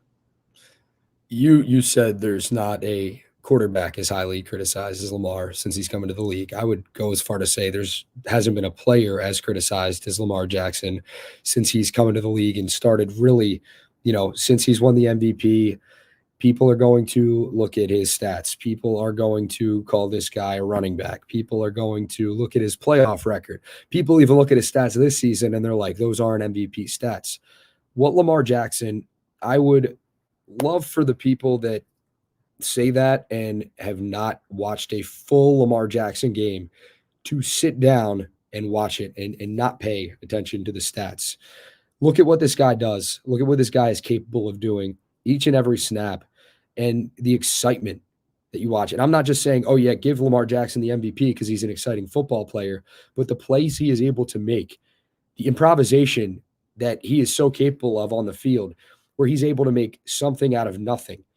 Lamar Jackson's a game changer. He's so highly criticized, and he just takes it and runs with it. And I think that's why we're seeing a more locked in Lamar Jackson this season compared to I'm not saying he wasn't locked in the last couple of years, but contracts out of the way. That's no longer a top talking point or a distraction for anybody, for this team, for Lamar Jackson, for the fan base. He's focused on one thing and one thing only. He could give two you-know-whats about winning MVP this year. Yeah, it's a great accolade to have. Yeah, being a two-time MVP is something really cool, and there are not a single person who has won 2 or more MVPs has not been, to the Hall. Like, there's guys that are active right now that have won 2-time MVPs that are well on their way to the Hall of Fame, is what I'm saying. Mm-hmm. All other guys that are not currently active and are not currently eligible, that their careers have passed, they're in the Hall of Fame. So Lamar Jackson will join elite company if he does that. But this guy, the clip we saw with Odafe Owe earlier, when I talked to him at the stadium practice, I did the same with Lamar. And I asked him what the city meant to him. And he's like, I love this city, man. He's like, I love everybody here. Like, these people, they're amazing. And he basically went on to say, like, when my career is over, I want my jersey hanging up there in the rafters. He's like, I want to go down as like Hall of Fame, like Ring of Honor, Super Bowl champion. But he is so focused on bringing a Super Bowl to this city, and he wants to do nothing more than doing it. And even if he does bring a Super Bowl to Baltimore, the third in franchise history for this team, people will still doubt this guy. I really don't understand it. Lamar Jackson is special. He's fun to watch. He goes about it the right way every single day, and he is going to go down as a Hall of Famer and one of the best players to put on a Ravens uniform, to ever put on a Ravens uniform. He's special, man, and he wants to bring him a Lombardi trophy. I hope he does. Yeah, I mean, I think and that's the part of it. The amount, I can't remember a player that has gone through so much scrutiny that had success. The only one that's for different reasons, but Peyton Manning won all those MVPs, and everyone goes, well, he can't win the big games. But at least everyone acknowledged the fact that Peyton Manning was still one of the best quarterbacks statistically, historically, was great. Lamar Jackson he just turned 27. That's correct, right? Yeah. Just turned 2 days Just ago. 27. Yeah, so just turned 27. He is going to be a 2-time MVP, and he has a chance to rewrite this narrative if they go on a playoff run and go to the Super Bowl. What more would you want the guy to do? But he understands that, but also he doesn't care what everyone else thinks, and that's in this industry. We talked earlier about you got to have tough skin to be in whether it's in sports media, sports in general. And Lamar Jackson doesn't give a shit about what anyone else thinks. He cares about what the results are going to be on the field, and that's what's fueling him moving forward this season. It's been fun to watch. I cannot wait, and especially now for the Ravens. Let's circle into this real quickly. And Rock, I'm just going to move you around the screen. Bye-bye. Just kidding. Come on back, Rock, but then go away for a second. So, yeah, we can still hear you, though. Don't worry. But, guys, now that the playoffs, we're into this playoff weekend coming up, or technically a few days away. And if you're new to the channel, by the way, welcome to the Ryan Ripken Show. If you can hit that like and subscribe button, we'd really appreciate it. We're trying to grow this more and more. We're based out of Baltimore, but we like talking about spicy topics. But we do have our roots with the Ravens, the Orioles, a lot of things planned moving forward. If 100,000 of you hit that subscribe button right now, me and Rocco will jump out of that plane tomorrow. Got to do it for content. Got to do it for content. There they are. Rye. Hey, Rye. Before we I don't want to throw anything off here, but we were talking about how criticized Lamar Jackson is, and maybe it's not on this level, maybe it is, but I remember Justin Houston last year, and he just signed with the Dolphins, former Raven though. He said he compared the way Lamar gets criticized last season and how he handles his business to that of LeBron James, and he said it's not as bad as LeBron James, but it's getting there. No matter what this kid do, he can't do right. I put that out 4 years ago, and I got flamed he was like LeBron. I got roasted because I said, criticize the athletes. LeBron's up there, Lamar is up there. Those are two of the most criticized athletes in sports. Oh my God. I don't disagree. When you turn on First Take in the morning, or when you turn on any sports talk show in the morning. Oh yeah. I don't know what the percentage is, but the majority of the time, Lamar Jackson's on that screen, basketball wise. And the other half is LeBron James. Yeah. Right. Like they're great talking points, and it moves the needle. People want to hear about these guys, whether they like them or not, whether they want to criticize them or absolutely love them. That's the way that, sports media is, because they're so talented. LeBron, obviously the greatest in his sport, but Lamar, what he's doing and how talented he is, going out there every single day, and just it's the things he does, man. You just shake your head. I mean, you guys, like you've seen it over the years. Just it's like, how the hell did he just do that? Well, and it's great. It's next level. And here's the other part. Brad actually brought this up, and Brad, we miss you. And this producing behind the scenes, can be a little bit challenging, by the way. Yeah, I was gonna say but I'm not doing anything. Yeah, you're just sitting on your ass, and looking good. Yeah, looking good, feeling good. But Lamar Jackson here, and Brad brought this to the attention last night. If you look at, he's going to be the MVP again. They didn't have a 1,000-yard receiver or rusher. Lamar led the team in rushing again. So what he's doing constantly, and granted, we will say this offense is dynamic. It's explosive. That's no knock to any of the players. Zay Flowers, dog. Beast. Dog. Absolute dog. Oh, there you are. There you go.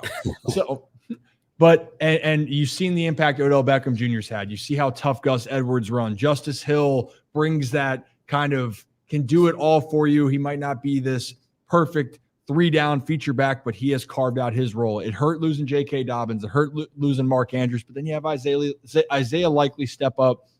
But when you have the conductor, that's Lamar Jackson, and he's gelling with Todd Monken, and he can go out there and do his thing, it's amazing to watch. But the common denominator is Lamar Jackson playing quarterback for the Baltimore Ravens. And it baffles me each and every time I'm in the business of, I don't like to give the hot takes and get and shit on people. Because maybe that's just my background of playing. I just like to acknowledge when players are fucking good. And Lamar is great. He's sensational. And that's my part. Crown or give people their props when it's due. Lamar Jackson deserves it. And hopefully for Ravens fans, it leads to the playoffs. Now, let me get to the question I wanted to ask you guys real quickly. And Rock, hold on for a moment. The playoffs start this weekend. Well, we got Can we get some breaking news in here quickly? Yeah, we got some news. Mike McDonald has been requested again. No. This time by the Tennessee Titans. No. Rocco. Oh, no. Sad day. You know what? That's a great request, but it's no. so good for them. Oh, that would be such a higher. You just said no. Ryan just said, but no. There is so much despair. There is despair in this room right now about that potential. It's not if Mike McDonald's going to get a head coaching job at this point. It's when. It's like when and who. I'm still praying it's him. I'm still praying. He's a shoo at this point, though, because at this point, I think there's a lot of conversation about Mike McDonald and, well, he should just stay because it's a great situation in Baltimore, which it is. It's a great situation right now. But like we've talked about, it's an every year league where what happens if next year the Ravens are just injury bitten on defense and stuff happens. Sometimes, Mike McDonald's the hot candidate, or at least one of, Ben Johnson's another hot one, but Mike McDonald's a hot candidate. There's no guarantee these openings are there for him next season. So what do if you're Mike McDonald? It's a great situation for him in Baltimore. And we've talked about Nick Moore, and we talked about it here. John Harbaugh, the potential of him riding out into the sunset and stepping away from the team if they win. That's not going to happen. It's just not going to happen. Have you seen that family? Yeah. And I don't blame them. They are unbelievable football coaches in that family. They just win. They fucking win. Have you guys seen the fan base is like making up rumors for Mike McDonald? Oh, it's so great. That's incredible. They're like, I've seen somewhere it's like I saw one the other day. I forget who said it, but I was just scrolling through and it was like Mike McDonald doesn't push the shopping carts back to the spot when he's done. He just leaves them doesn't hold the door open. Oh my God. It was so funny. And I'm like, that's how badly this fan base does not want this guy to leave. That's how loved he is in Baltimore. And the defense winning the Triple Crown and doing what they did this season and holding to opponents to 16.3 points per game. It starts with him and that culture. It's just like these guys, they feed into it. So he's going to make a hell of a head coach wherever he goes. And I know that day it's going to be a sad day for this city, for this fan base. But I know that this fan base is hoping wherever he does go, it's the right fit and he's able to succeed because he's a great guy. He's a great coach. And if and when it does happen, I'm sure everyone here will wish him nothing but the best. That's what I'm talking about. But I will say Baltimore's better equipped, I think, this time. If they were like McDonald would absolutely suck to lose, right? Yeah. But Anthony Weaver is still there. If he doesn't get an opportunity, I think that would be a double whammy if Weaver and McDonald go. Because I'm with you, Weaver. That's a guy that is a future head coach in the making. Players love him. It's just a great fit. The Ravens have so many great coaches. If you want to go through the years, that's been the mantra. The Ravens that really have had a tremendous amount. But right now, for what's going on, he just won the Triple Crown on defense. Mike McDonald was a big part of that. There is a chance that next season. I'm not saying it's definitely going to happen, but the Ravens could be looking in the market for a new offensive coordinator, a new defensive coordinator, and a new associate head coach. It's Anthony Weaver right there. So we'll see. This is just what happens for the Ravens. Every year is a coaching factory, and that's what the Harbaugh coaching tree has expanded. But every year, I don't want to say I'm surprised. I don't think surprise is the right word, but they do such a good job of just refilling it. Like, I'm not saying the coaches they lose, you see them go and there's no worry that it's not going to be worse or better. But there were a lot of questions about, they have to get this hire right. They have to get that hire. And I think on the broadcast, I think it was at the Miami game, they kind of highlighted the changes. Like the minor changes they made, moving T. Martin to quarterback's coach and bringing in Willie Taggart and Greg Lewis and all these guys. I think Baltimore, for me, I like a balance on coaching staffs where I think having former players is good, young coaches with bright, innovative minds, and then some veteran, old school guys on there. Baltimore, I think, has a great mix of that this season, where one year they were maybe too young, another year they're maybe, too veteran.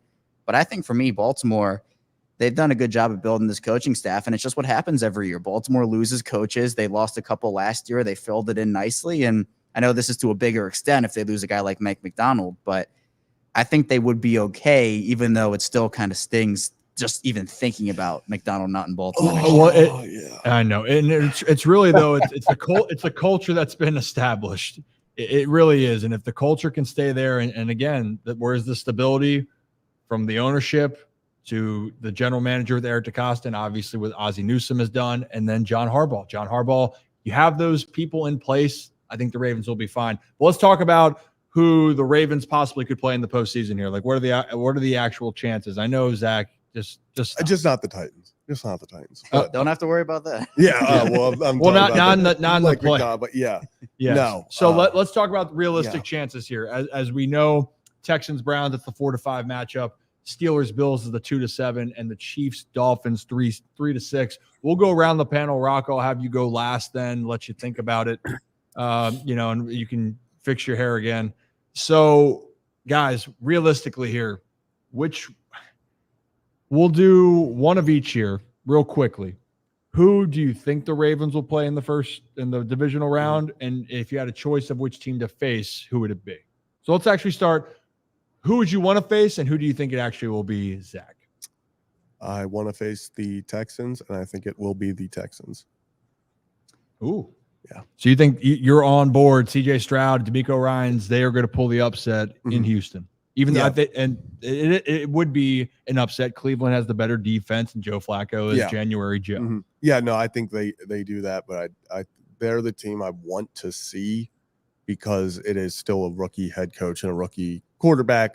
And in the playoffs in Baltimore, I mean, that's a big test for them. And I really just do not want to see January Joe in that defense.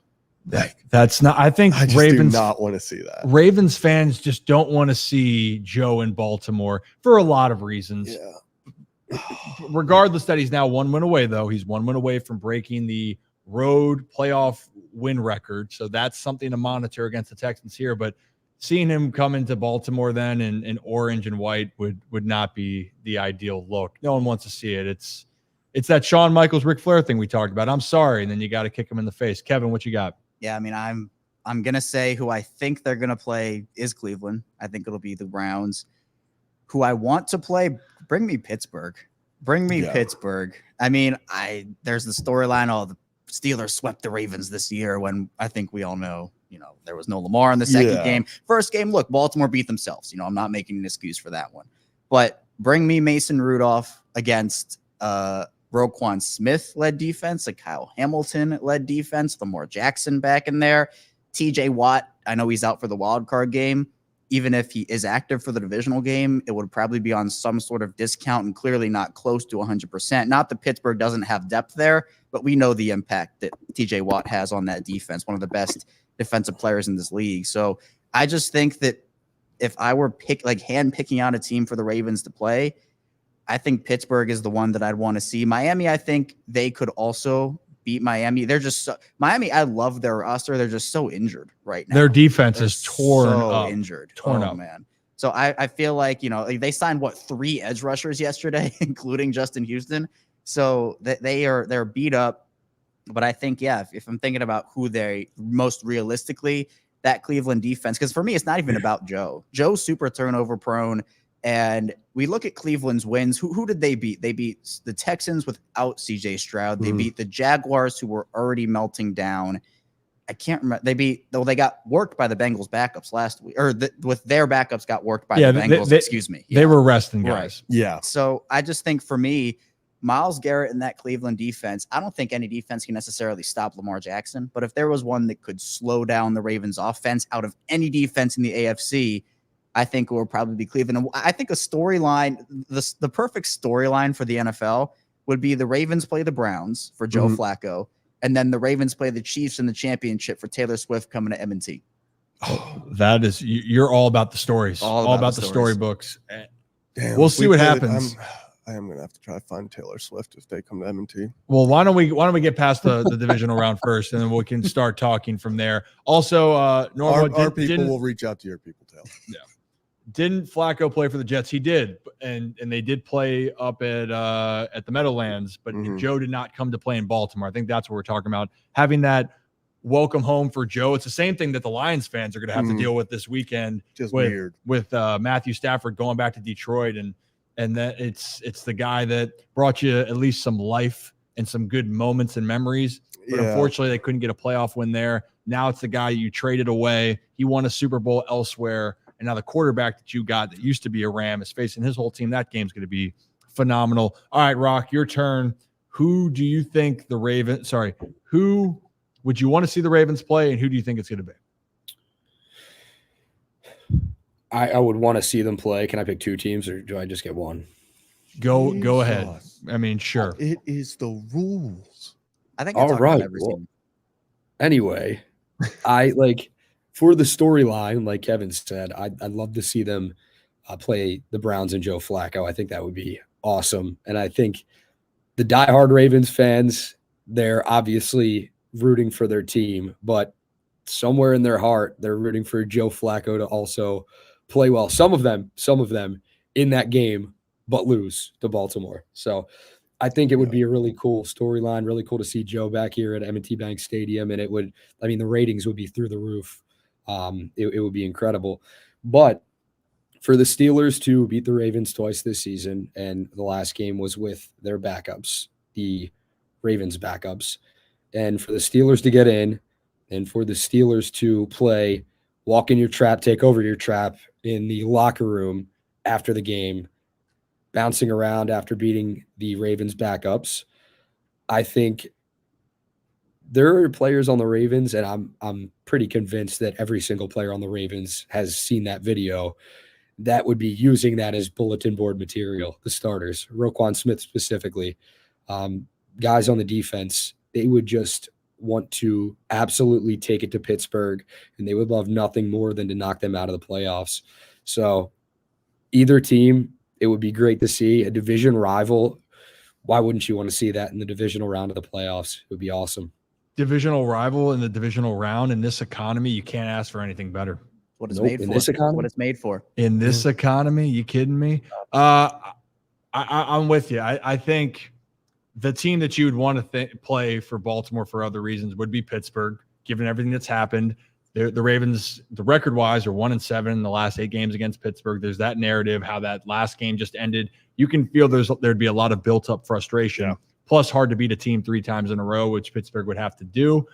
But they got to go play the Buffalo Bills because they are the 7th seed. So if Pittsburgh wins, they would come to Baltimore. I would love to see the upset with Houston. I really would. And I know that they're at home, and I'm still going to call it an upset because of the rookie coach.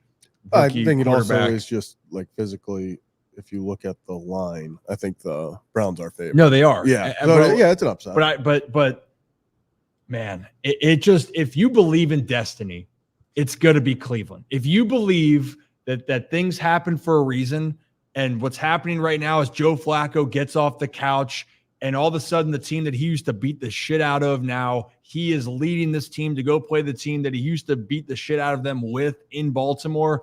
It just feels like the stars are aligning, ladies and gentlemen. It feels like it's going to happen. We're on a crash course for January Joe versus Lamar Jackson. It's I don't even know, but I think that's what's going to happen. I really do. And talk about not going to say bad blood with Joe and the Ravens, bad blood with the Browns coming in and winning that game, and the Browns with all the history with the Ravens.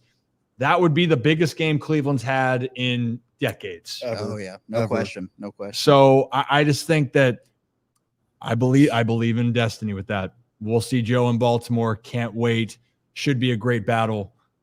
And hey, maybe no. Maybe CJ Stroud pulls it off because he's the greatest quarterback that's outside of Patrick Mahomes and Lamar Jackson. So, hey, Red, yeah. You know that we were talking about the Mike McDonald, the fan base just dropping their reasons why you shouldn't hire Mike McDonald.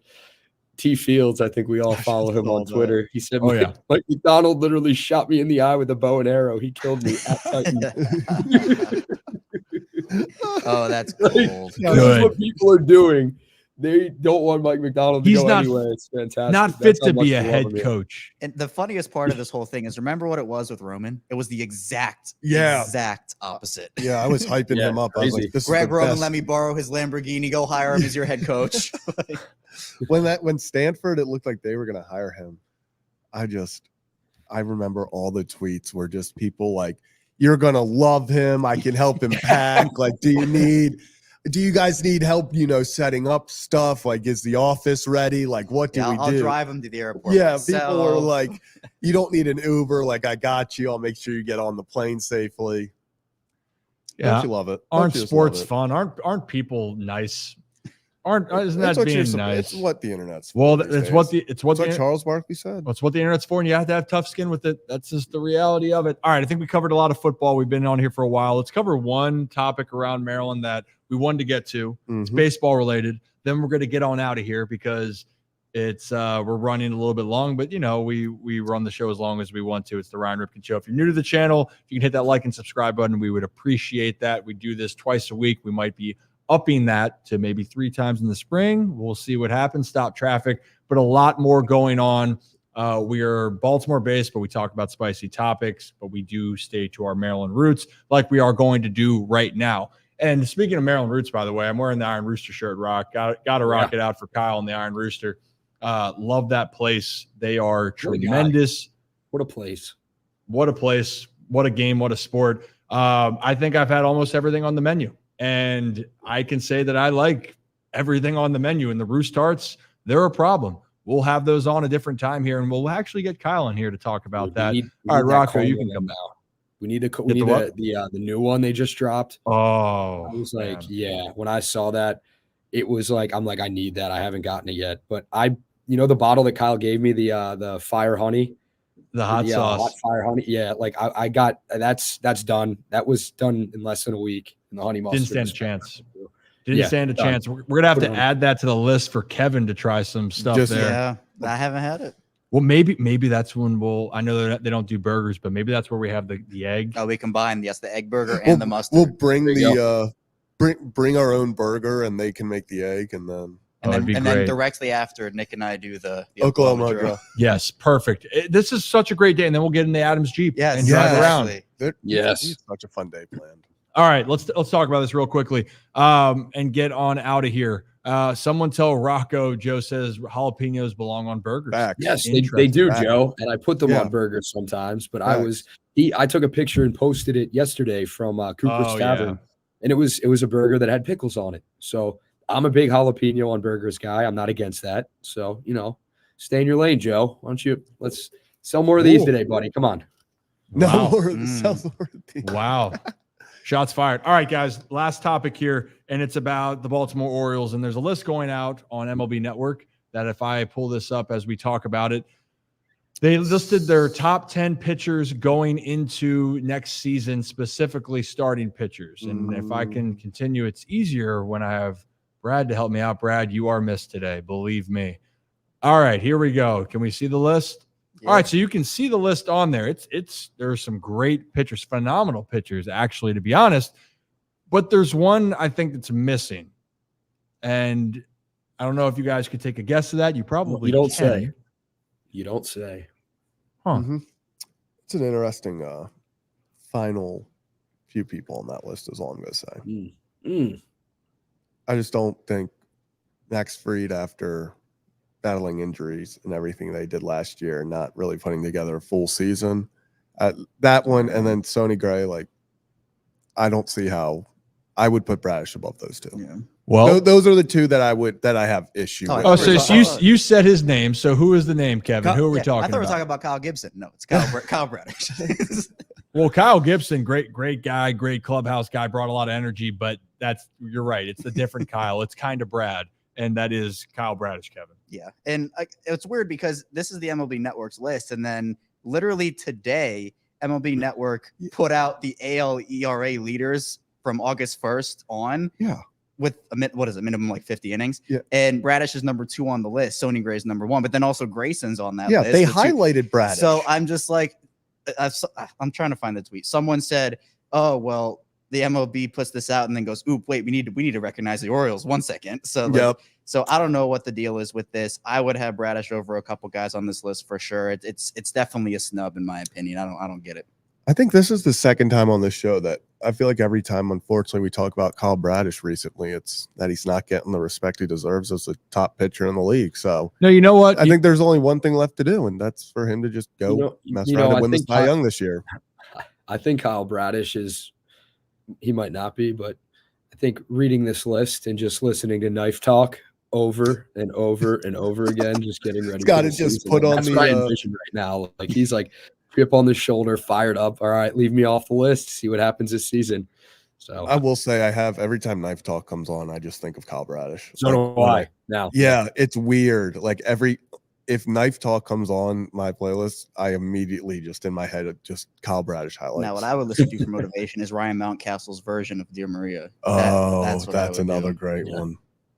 Some good kids. All right, I'm going to take the floor here for a second, please. So let's just be honest here. Kyle sucks. He's terrible.